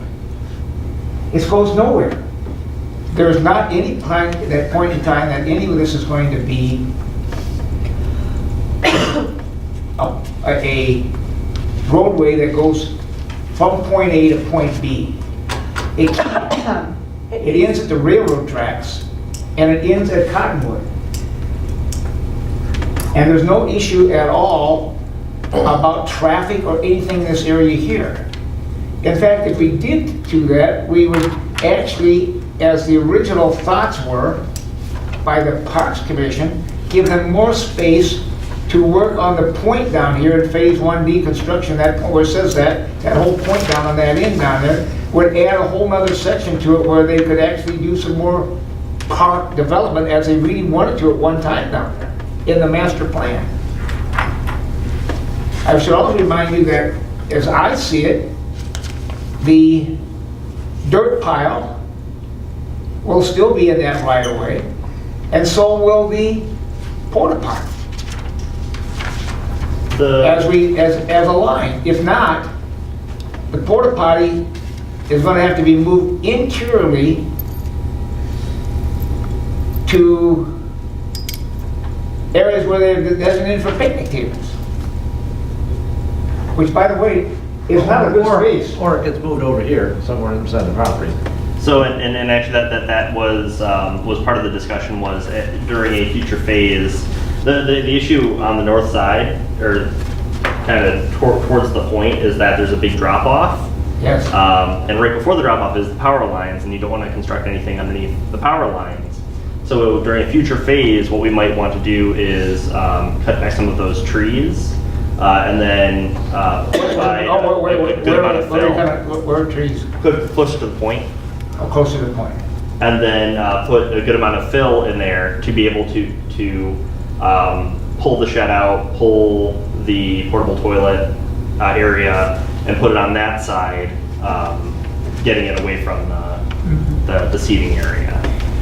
So the reason why not that the goal is to leave the portable toilet area where it is now is because it's heavily used by DT, and it's in a convenient location to be serviced. And if something should change where we need to issue a construction permit or something like that, where those ordinances need to be followed, then that can be relatively easily moved to within the park boundary. So there's a couple questions there, just the way you're talking about. I guess the general question is, has the master plan been thrown out, and this is a modification of that plan? And is the master plan, any parts thereof, planned in the future, like a shelter as they had at one time in there? So I mean, all of this work and the master plan originated from the concept of the shelter being constructed. And while the orientation of the pits is not being addressed, a lot of the core elements of the master plan are being worked on, such as improving the picnic tables. Excuse me, what did you say? Improving the picnic table. They're already done. I was just down there today. They're all completed. Mm-hmm. Right. Which The ringers were working on that, right? Yeah, they were. Yeah, the ringers are working on Yeah, that. they did the whole thing. It's pretty done. Then for providing who paid for the materials, by the way? The ringers did with the idea that they would be reimbursed for that work. Okay. Since the goal is to have everything on that site be the property of the city, since it is a city park. And I understand that they're going to build 3 more. Is that correct? That's Total 7? That's what they're interested in doing. Yes. All right. So, once again, we are going to leave and remember that the porta potty there is a very important portion of that facility down there. I was down there today. There were 3 young people down there that had their lunch there. They picked some horseshoes and they used the facility. It was contiguous enough to them that they could use it. Now, the porta potty has been moved slightly around back, but it's still in the area of the right-of-way, quote-unquote, as we know it today. If you move it back over here at any point in time, unless it's at the very edge of it, remember, they clean that thing out even through the wintertime, because it's down there. And it's used by the DTE people probably more than anybody else. If that one is winterized, actually, you can't use it in the winter, but it is reopened in April. But yeah, it does need to be somewhere accessible to the porta potty company. Yeah, It's got to be accessible there. and so, unless it's, unless you're gonna shove it back now, it's gonna remain in the right-of-way until sometime when you decide to move it. And that's why my point is why do you have to move the pits now? Can we not just leave them there at this point in time and make a decision very clearly that that is okay with the city of Dexter and its residents to leave those in the right-of-way, even though it violates a principle that we have, that we don't do that. It hurts nobody at all to do that, only because the road will never be used, folks, ever, for anything else than what's used now. Access to DTE, access to the park, and I'll make my last comment. You have a park that you are improving, and you literally have no access by anybody handicapped, unless they drive there, or anybody that wants to walk to that park, because we have no sidewalk access. And we have it on a gravel road that's not improved at all. And yet to this day, we will make people that improve their driveways put in asphalt or concrete to improve a driveway. And we have decided that we're going to put a park down there, improve it to some extent, but no, give not really legal access to it. In fact, we thumb our nose at that rule, and yet we're going to hold a hard case on putting it in the right of way. It makes no sense to me at all to do. The other thing about the suggestion here is to remove the picket fence. The picket fence, as you can see there, is along the road there, the parking area. And there was reason that we put the picket fence up. Now, it could have been a chain link fence. That didn't seem to be very attractive. So we chose a picket fence. And the reason with that is that people pull into the parking space, butt it right up against the barrier that we put there. We put some... By we, do you mean the Ringers Club? The Ringers Club did, yes, okay. Because we saw something happen on a regular basis that we didn't like, and that was there were people that got out of their cars and walked right straight ahead out between their cars, right into where the first pit was, but particularly little kids. And we eliminated that by having them have to go around it on either end, whereas people were actually there pitching horseshoes and could stop them if a kid did that. But we couldn't stop in the middle. As you know, a kid getting out of the car, what's the first thing they're taught? Don't go behind the car, go in front of the car, and they were running right straight out into that, right into the horseshoe area. And so that picket fence was for a particular reason. And as I understood, the reason that this recommendation came is because somebody didn't like picket fences in the committee. Now, I don't know if that's accurate or not, I wasn't there. But the fact is that it was put up for a particular reason. And I think it's a dangerous thing not to have something there if you don't like picket fences. And it's not really a picket fence. It's a split rail fence. All right? And to me, it's at least fits into some of the natural area that you have there. I would not vote for this at all if we eliminate the picket fence, and I certainly don't want to vote for it if we have to move the pits for really no reason at all. just to follow our rules when we don't follow the rules or access to the place there at all. It doesn't make sense to me. Ms. Fisher? Could I ask Justin that question? Justin, Sure. This came with the recommendation of the Parks Commission. It did. Wholehearted recommendation from the Parks Commission? It was unanimous. Okay, thank you. And to address the decommissioning of the split rail fence, the Parks and Recreation Commission is recommending that it be replaced with a series of plantings along the property line to create that barrier. There's a series of plantings there now, there's shrubs there now. And the idea is that it would be moved back and install more hardier bushes to create that. Something dense. Yes. Zach? Well, I'm going to start by saying I worked for 4 years with Mount Pleasant Parks and Recreation, and when we started the orientation every spring for the summer kids, we always walked them by the horseshoe pit on Island Park and told them all, if you ever see any of these gates open for this, there's a chain link fence around it, get off whatever you are, go and close the thing. Because it was explained to us that there was a huge liability having metal spikes sticking out of the ground. That kids go running there, they trip on the railroad ties, kid goes through the spike. So personally, I would like to see a fence around the whole thing. I am a little bit uncomfortable. It does feel, while I'm very happy that the Ringers Club uses this park and uses it a lot and did a lot of improvement, it feels like there's a bit of a squatting going on where, and I'm not comfortable with that, with a group feeling like it has control over a city property. I do also like that we are getting towards compliance, moving things out of the right-of-way. If there are things that typically aren't in the right-of-way that are, that's a very dangerous thing.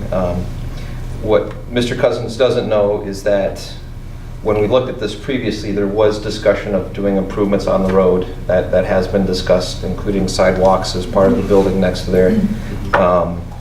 There are plans for that.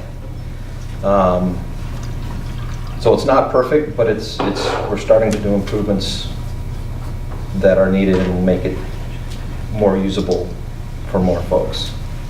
I think the word I use is financially digestible at this point. Yes. Ms. Knight? I just have a question on number 5, the installation of a more appropriate park sign. What, have they Yes. had a discussion on that? What are they recommending? Yeah, there's currently a sign attached to the utility pole that says Horseshoe Park. Right.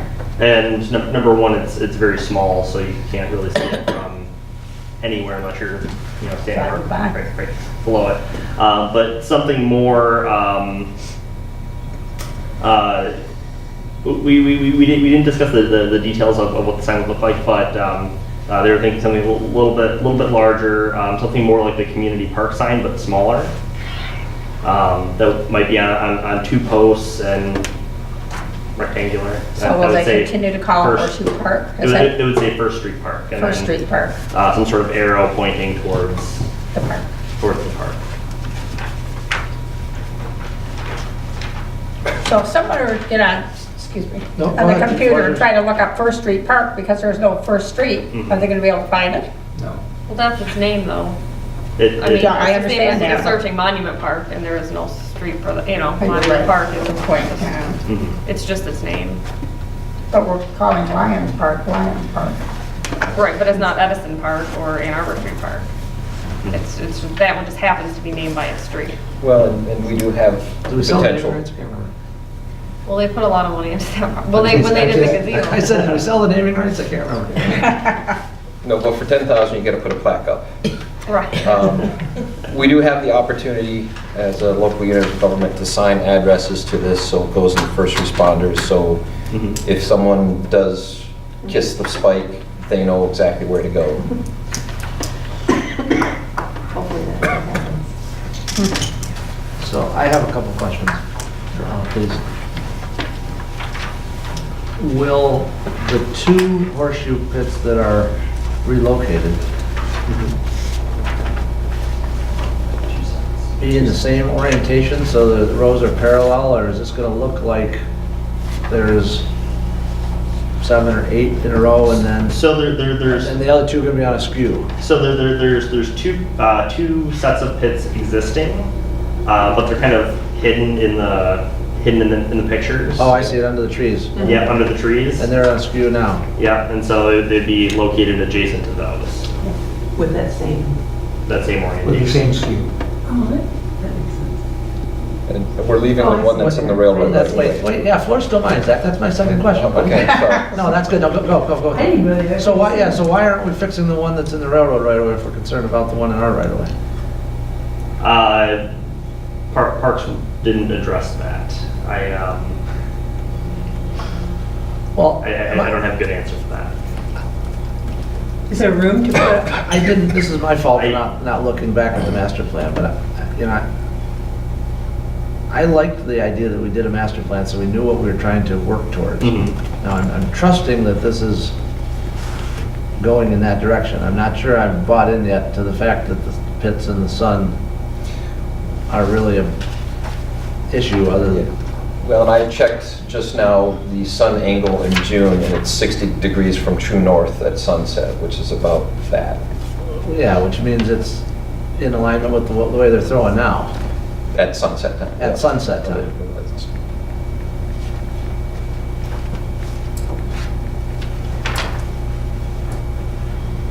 Well, it would seem to me that if the goal is to try and put them all on our property, we should try to put them all on our property, not just 2 out of the 3. is there room for 3?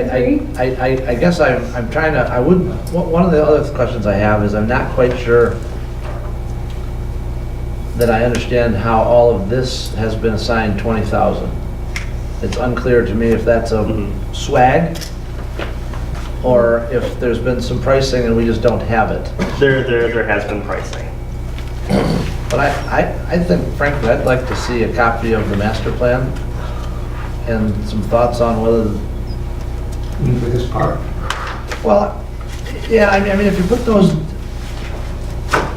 I'd like it to look organized. I mean, if you add 2, and maybe you need to add 3 pits if we adjust the property thing, it's gonna look like, one set of pits is gonna be on a curve and the other, I mean, I'm trying to get to where they're not in the right of way too, but the master plan did that better for me when it reoriented them all the other way.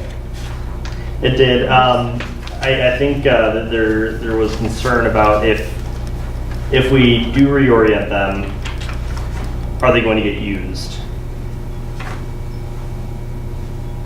And I don't have a good answer. Well, so the person that Paul saw down there today at lunch wouldn't use them because they face the other direction?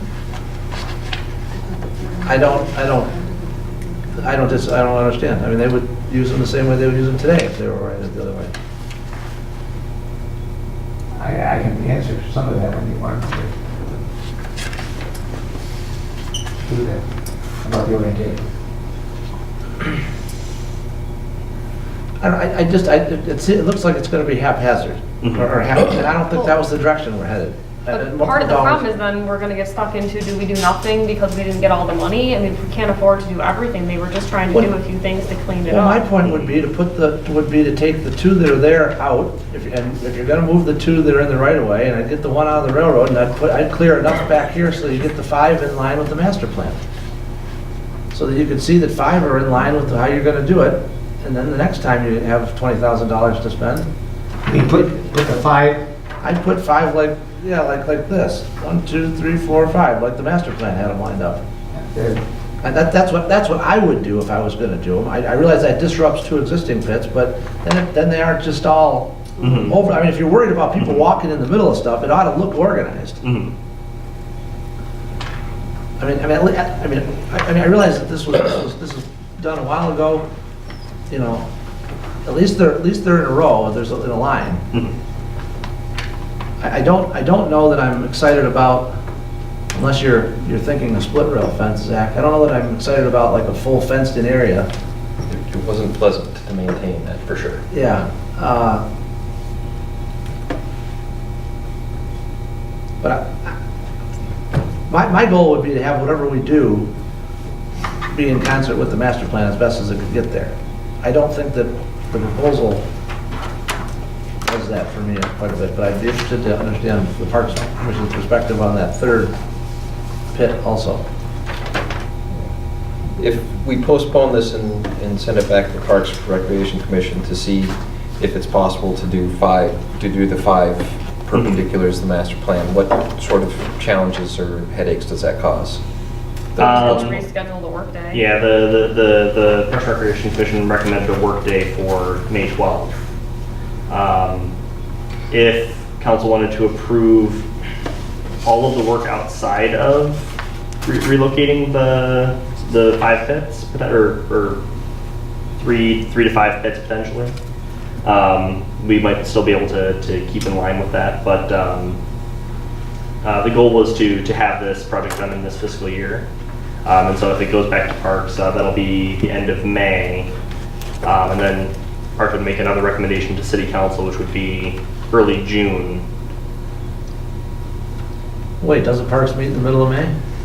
It would be May 17th or something like that. Okay, but so just like they met recently, it could be on this agenda, right? That'd be the second meeting of May's agenda, right? But potentially, I'm not sure how, I'd have to look at how May lays I out. think we meet on the Tuesday after Memorial Day. I think we meet on the 29th. Yeah, so that they would meet on the 15th and council would meet on the 28th, so they would be able to, or the 29th, so they would be able to make the recommendation in time for council's 29th agenda. Do you think they'd be able to schedule the workday for sometime in June? We certainly could schedule it. I mean, didn't you have a problem scheduling it? That was We what I wanted did. to- There were a number of scheduling conflicts in June, which is why they were shooting for mid-May. I'm okay with going as far as to recommend that we reimburse whoever it was that was good enough to build the picnic tables for the labor and or whatever it is we're reimbursing, whatever the commitment that's been made on our behalf already. I'm happy to back that up. You don't need to make a motion for that because it's $1,000, so I can pay that. Okay, all right, fair enough.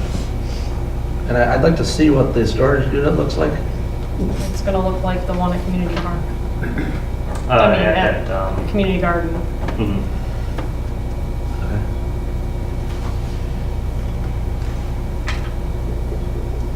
I'm sorry, Paul. No, it's all right. I'm sorry. Your floor.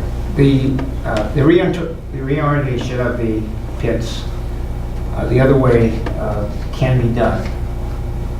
I can tell you that we pitch on Wednesdays. It starts at 5 o'clock in practice and start actually the activity at 6. That is directly into the sun. In the middle of the summer or even towards the end of the year. You're pitching towards the sun. That's what the Ringers originally had those going the direction that was the best space for that. The other thing that we had that you have forgotten and nobody's addressed is that when we did this, we had a major conversation with the people in Cottonwood. And that was that we leave the barrier of trees between them and the horseshoes. When you reorient that, you're going to take a number of trees down, and you're going to have to make that any space at all, or behind the pit, or to get them in that space over there. And if you take 5 of them, you can take your pencil or your finger or anything and take 5 of those pits and put them in this direction, and you're going to be down quite a ways into where you're going to actually take the two of the shrubs out then that you put in, 2 of the trees that were in there already out, that was put in by the Parks Commission. And they're fairly tall now. I think they're probably at least close to 10 foot tall now. Those 2 spruce trees there. You're taking a good portion of that out of there. And that's a lot of a buffer there. Not only visually, but noise-wise as well.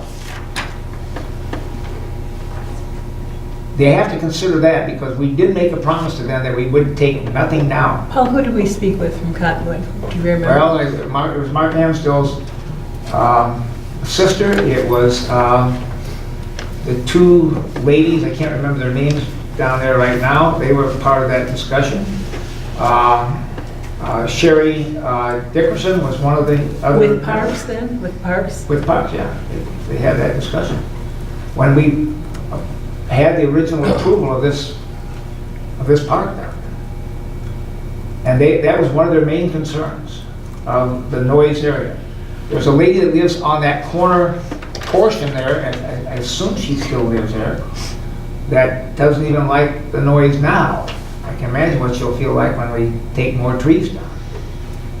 She lives right across, I think Sue Amstill lives right straight up in the first unit. She lives in the unit that's contiguous to it on the other side. So if you make that decision, I just want to let you know that we're violating some of the principles that we talked to those people about. So if I could, when the First Street Park plan was done, it was done in coordination with both the Ringers and with the residents of Cottonwood. Both Yishin and Sarah, that was part of the marching orders, that there had to be that coordination with the groups. And when the master plan was done, both sets of groups had input on how that final plan came out with the layout. And then you also had your public hearing on that master plan. Who from that, as Don's question, who from that Cottonwood subdivision? I could go back and check to see who the names were, but I know that they were part of the discussion. 1, 2, 5, how many? There were at least 2, and there might have been more. But if I'm not mistaken, the woman who was in the corner was one of the ones that was interviewed. Yeah. Well, she was the one that has complained to us previously. Most of the complaints now have been about, the stuff being stored there and more aesthetic concerns.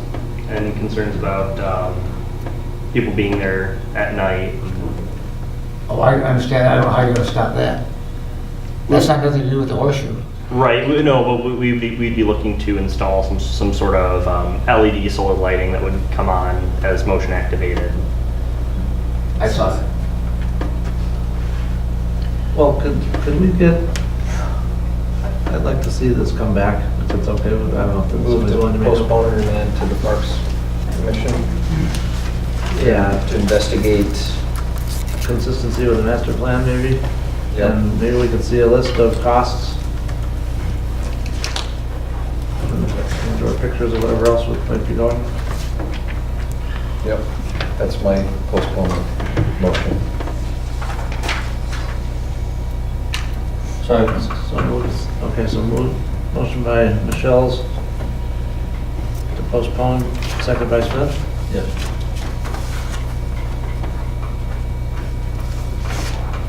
Okay. And exactly, what is the message we're sending to back to Parks?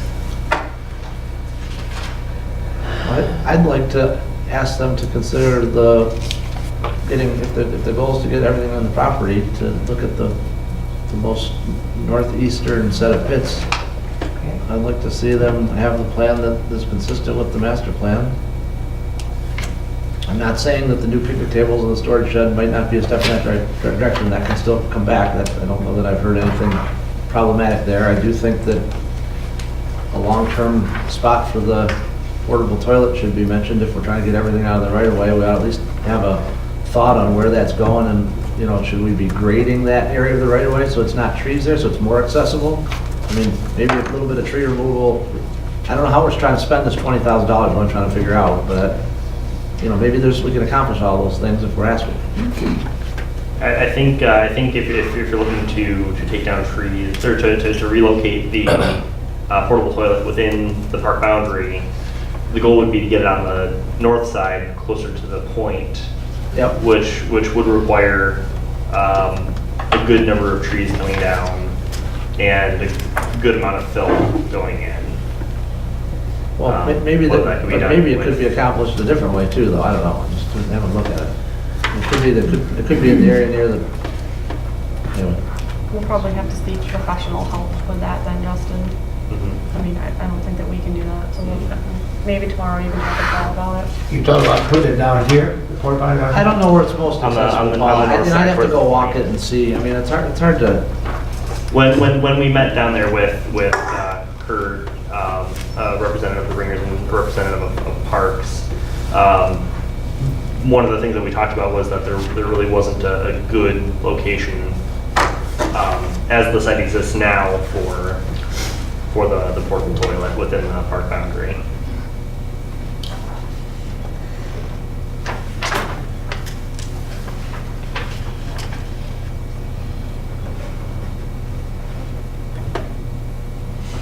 maybe DTE should have a porta john and the parks folks could just use that one instead of using ours. Maybe we should have a porta john out here at this park. We don't have one there either. We talk about both sides of our mouth. Well, Well, we're I'm also assuming- constrained by an easement. It's not like we can just put stuff on school property.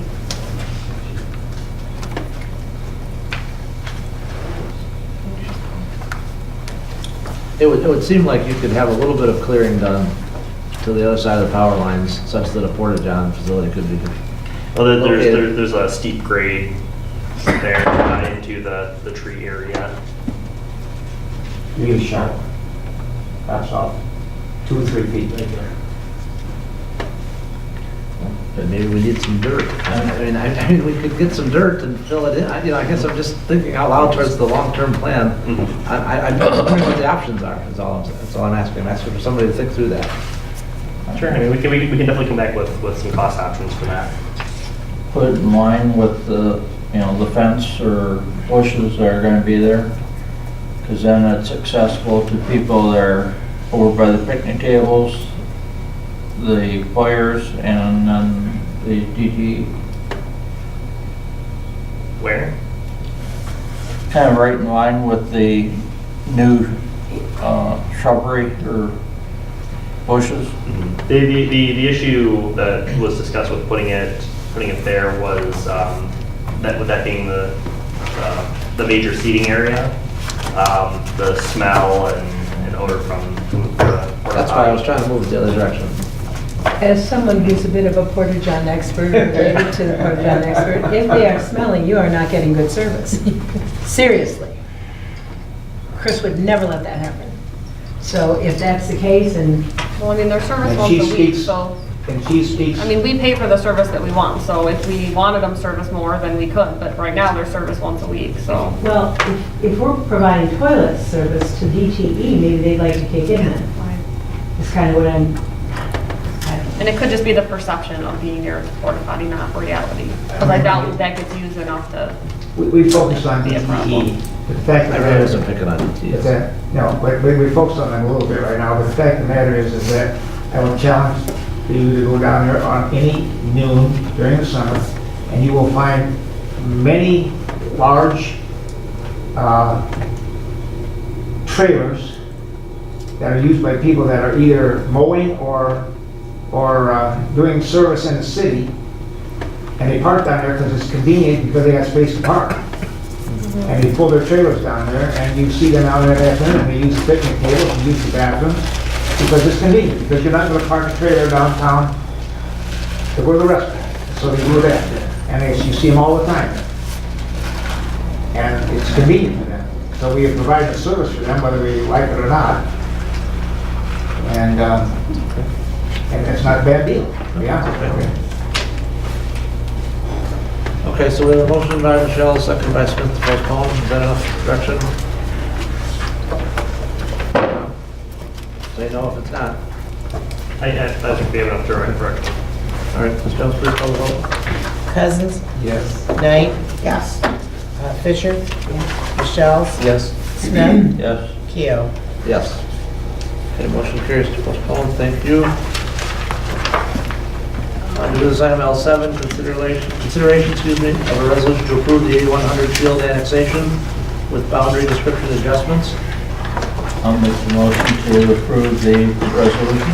Moved by Smith. Page 164, 165 of the packet. Thank you, sir. Second. Second by Michelle, thank you.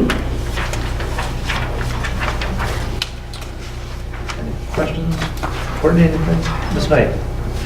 Just exactly where is this property? Is it behind the football field? I don't look up the Shield Road, it's right next to the tree. Is that the old Linden House property? Yes, that's exactly. Thank you. For those who remember that right now. Well, actually, I thought it was Wally Vaughn's house. So, It was the Linden House before it was the Water Glen House. yeah, a relative there. Thank you. Thelma and Wally are brother and sister. Yes.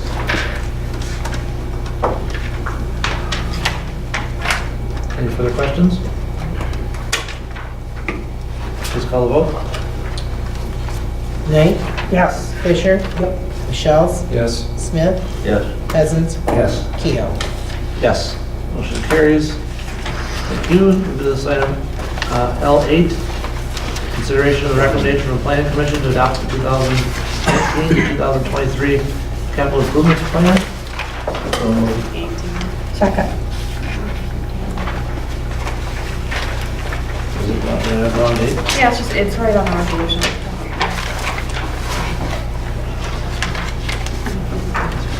So motion by Smith, second by Knight, was it? Yes.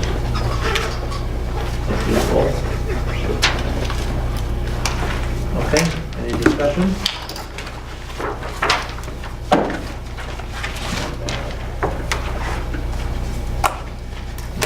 Michelle? Yep.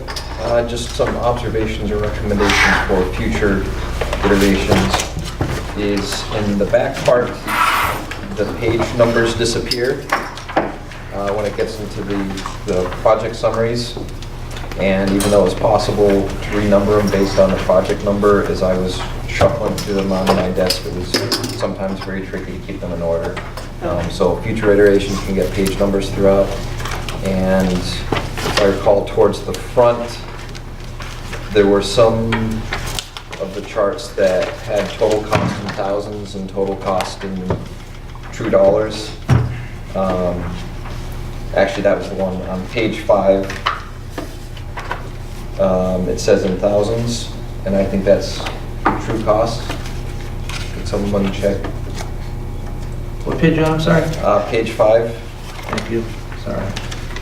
It looks like those aren't in thousands, because those would be really big numbers if we added another zeros, but maybe they are. I didn't add them all up. You're right, those are not in thousands. Okay. Good catch. That was all that I had to throw into the wall.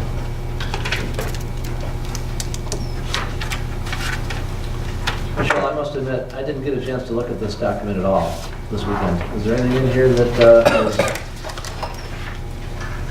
I mean, I saw the DDA stuff with the DDA. When we looked at it. Right. Is there anything in here that got added or is weird or new or... There's a summary sheet. So there's a table inside with it that identifies, so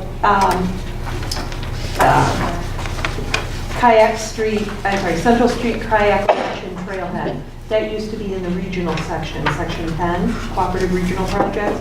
It's been moved to the park section, and it's now number 209 instead of project number 10.03. Under grounds, building grounds and equipment, which is section 4, there's a new project number 407, and that's the additional storage facility for the DPW. There were a number of projects that were removed, 703 and 704. That was a regional storm basin and the Baker Road Storm Channel rehabilitation. They have been removed because they actually end up being duplicates. They're already part of Project ID 204. As a result of those being removed, there are a number of renumbering of existing Section 7 projects. Those projects don't really change other than the normal updates. There were sanitary sewer system removals. So project 804, 805, and 806. Those were the wastewater system equipment assets, building assets, and the Baker Road sanitary sewer. So the two asset ones are removed because those are going to be part of the new asset management plan that's coming out of that whole SAW grant. Excuse me. And the Baker Road sanitary sewer replacement, that's removed because when OHM did the recent study, it was determined that the infrastructure was fine. So that project doesn't need to be included anymore. So then you've got an automatic renumbering of the remaining projects in that section. In project 804, which used to be 807, we added with the wastewater treatment headworks upgrade, the tertiary treatment component to that. Under water system, 904 was removed. That was the water assets, the equipment assets. It's removed for the same reason that the sanitary sewer assets were taken out. It's going to be part of a different type of plan. The numbers, the remaining projects get renumbered, and then project 909, what used to be 909, the filter building valve replacement, that was removed because that's being taken care of. And then when you get to regional projects number, section 10, like I said before, project 1003 got moved to Parks and Rec, and so everything just gets renumbered. Those were the major changes to the capital improvements plan for this year, and then everything else is just standard updating of timelines and refining the dollar amounts. Excuse me, there were a couple of fixing the maps so that they were more reflective of the area being talked about. But those I consider minor changes. Thank you for the summary. The only question I would have is wouldn't typically the capital improvement plan recommendations from an asset management plan roll up into this document? Not necessarily. They could, but they don't exist, so. No, that part I get, but the part that they wouldn't be part of this plan is something I guess I'd rather And they could be discuss. over a certain dollar value, I guess, but I mean, until we have them. So, yeah, so And I get think- the maintenance, I get the maintenance is a... Right. When they become a capital project, as opposed to just a listing of the different assets that may need to be maintained over time, then you put it, yes, you're right, you would put it into the CIP. Okay. Thank you for going over that, I appreciate that. I did have a couple more. Oh, sorry, Zach, Sorry, I found the interrupt. pages. Floor is Oh, still no yours. worries. Just point to the page. On page 6, under major projects, the top one, project ID 10.05, I think that's supposed to be renumbered to 10.04. I'm sorry, which page again, please? Page 6, the Main Street underpass. Okay. Thank you. And I'm going next to page 31. It looks back on the project summary sheets that Mill Creek Phase 2, Part 2 is referred there as Phase 3. So I think project 204, You said page 31? yep, that ought to be relabeled for project 2.04 as Mill Creek Trail Phase 3. That's how we refer to it. Okay, phase 3, right, not Yep. phase 2, you're right. And then Thank up on top of that, 2.03, those should be both Phase 2. Yep, thank you. I will just throw some spaghetti out there that I personally am not really sold on the bypass project. That's not the reason why we have cars parked in downtown. And that's all I'm going to say. And I am done with my notes. Thank you. Other comments from council? Okay, so we have a motion by Smith and a second by Knight. I assume it's okay if both of you accept the friendly amendments and the corrections. Please call a vote, Ms. Jones. Smith? Yes. Michelle? Yes. Fisher? Yes. Knight? Yes. Cousins? Yes. Keo? Yes. Thank you very much. Thank you for your work on that. Everybody else, motion carried. Don't forget, Go ahead. approve the fiscal year 2017-2018 third quarter budget amendments is recommended. Or as presented here. Moved by Fisher, I guess recommended and by presented. Knight. Okay. Questions from council? What, anything to add? It's already here. Okay, please call the vote to accept the third quarter budget amendments as presented. Fisher. Yes. Michelle's. Yes. Knight. Yes. Cousins. Yes. Smith. Yeah. Kia. Yes. Motion carries. Okay, council comments this evening, starting with Zach, please. All right.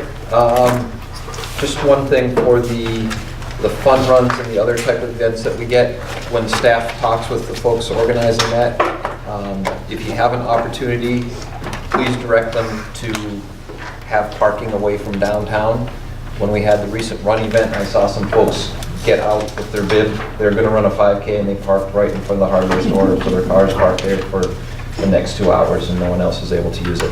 So communicate with them, and maybe that's something that we could incorporate into future forums, that how many people are you bringing in, where are you going to park them, or park them in these areas. So that is all, thank you.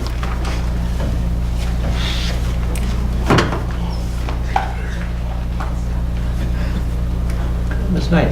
Okay. Mr. Smith. Ms. Jones. I want to thank Michelle for listening to my comment a couple weeks ago about the trees. And in 2 days they were there and they were down. So, and there was both of the trees, so it's very nice. So now we don't fall on anybody in the parking lot. And just 2 events coming up. One, meatloaf dinner on May 3rd at the church at St. Andrews, and May 6th at the museum. We're having our grand opening, and this year we're doing it with a tea in the afternoon about weddings. Thank you. Ms. Fisher. No, thank you. I hope that didn't sound witchy. Well, I will agree, I prefer Friday trash to Monday trash, because you get to clean everything out of the house before the friends and relatives come. But the folks that I've talked to say they prefer Monday with the kids because they have more time to collect it up. Very good. And Very I think also Mr. Cousins mentioned that when you do your yard work, the bag doesn't sit outside and get rained the whole week. We don't still have to convince ourselves that the change is going to be hard to change it back. The time to object was a few months ago. Right. Okay.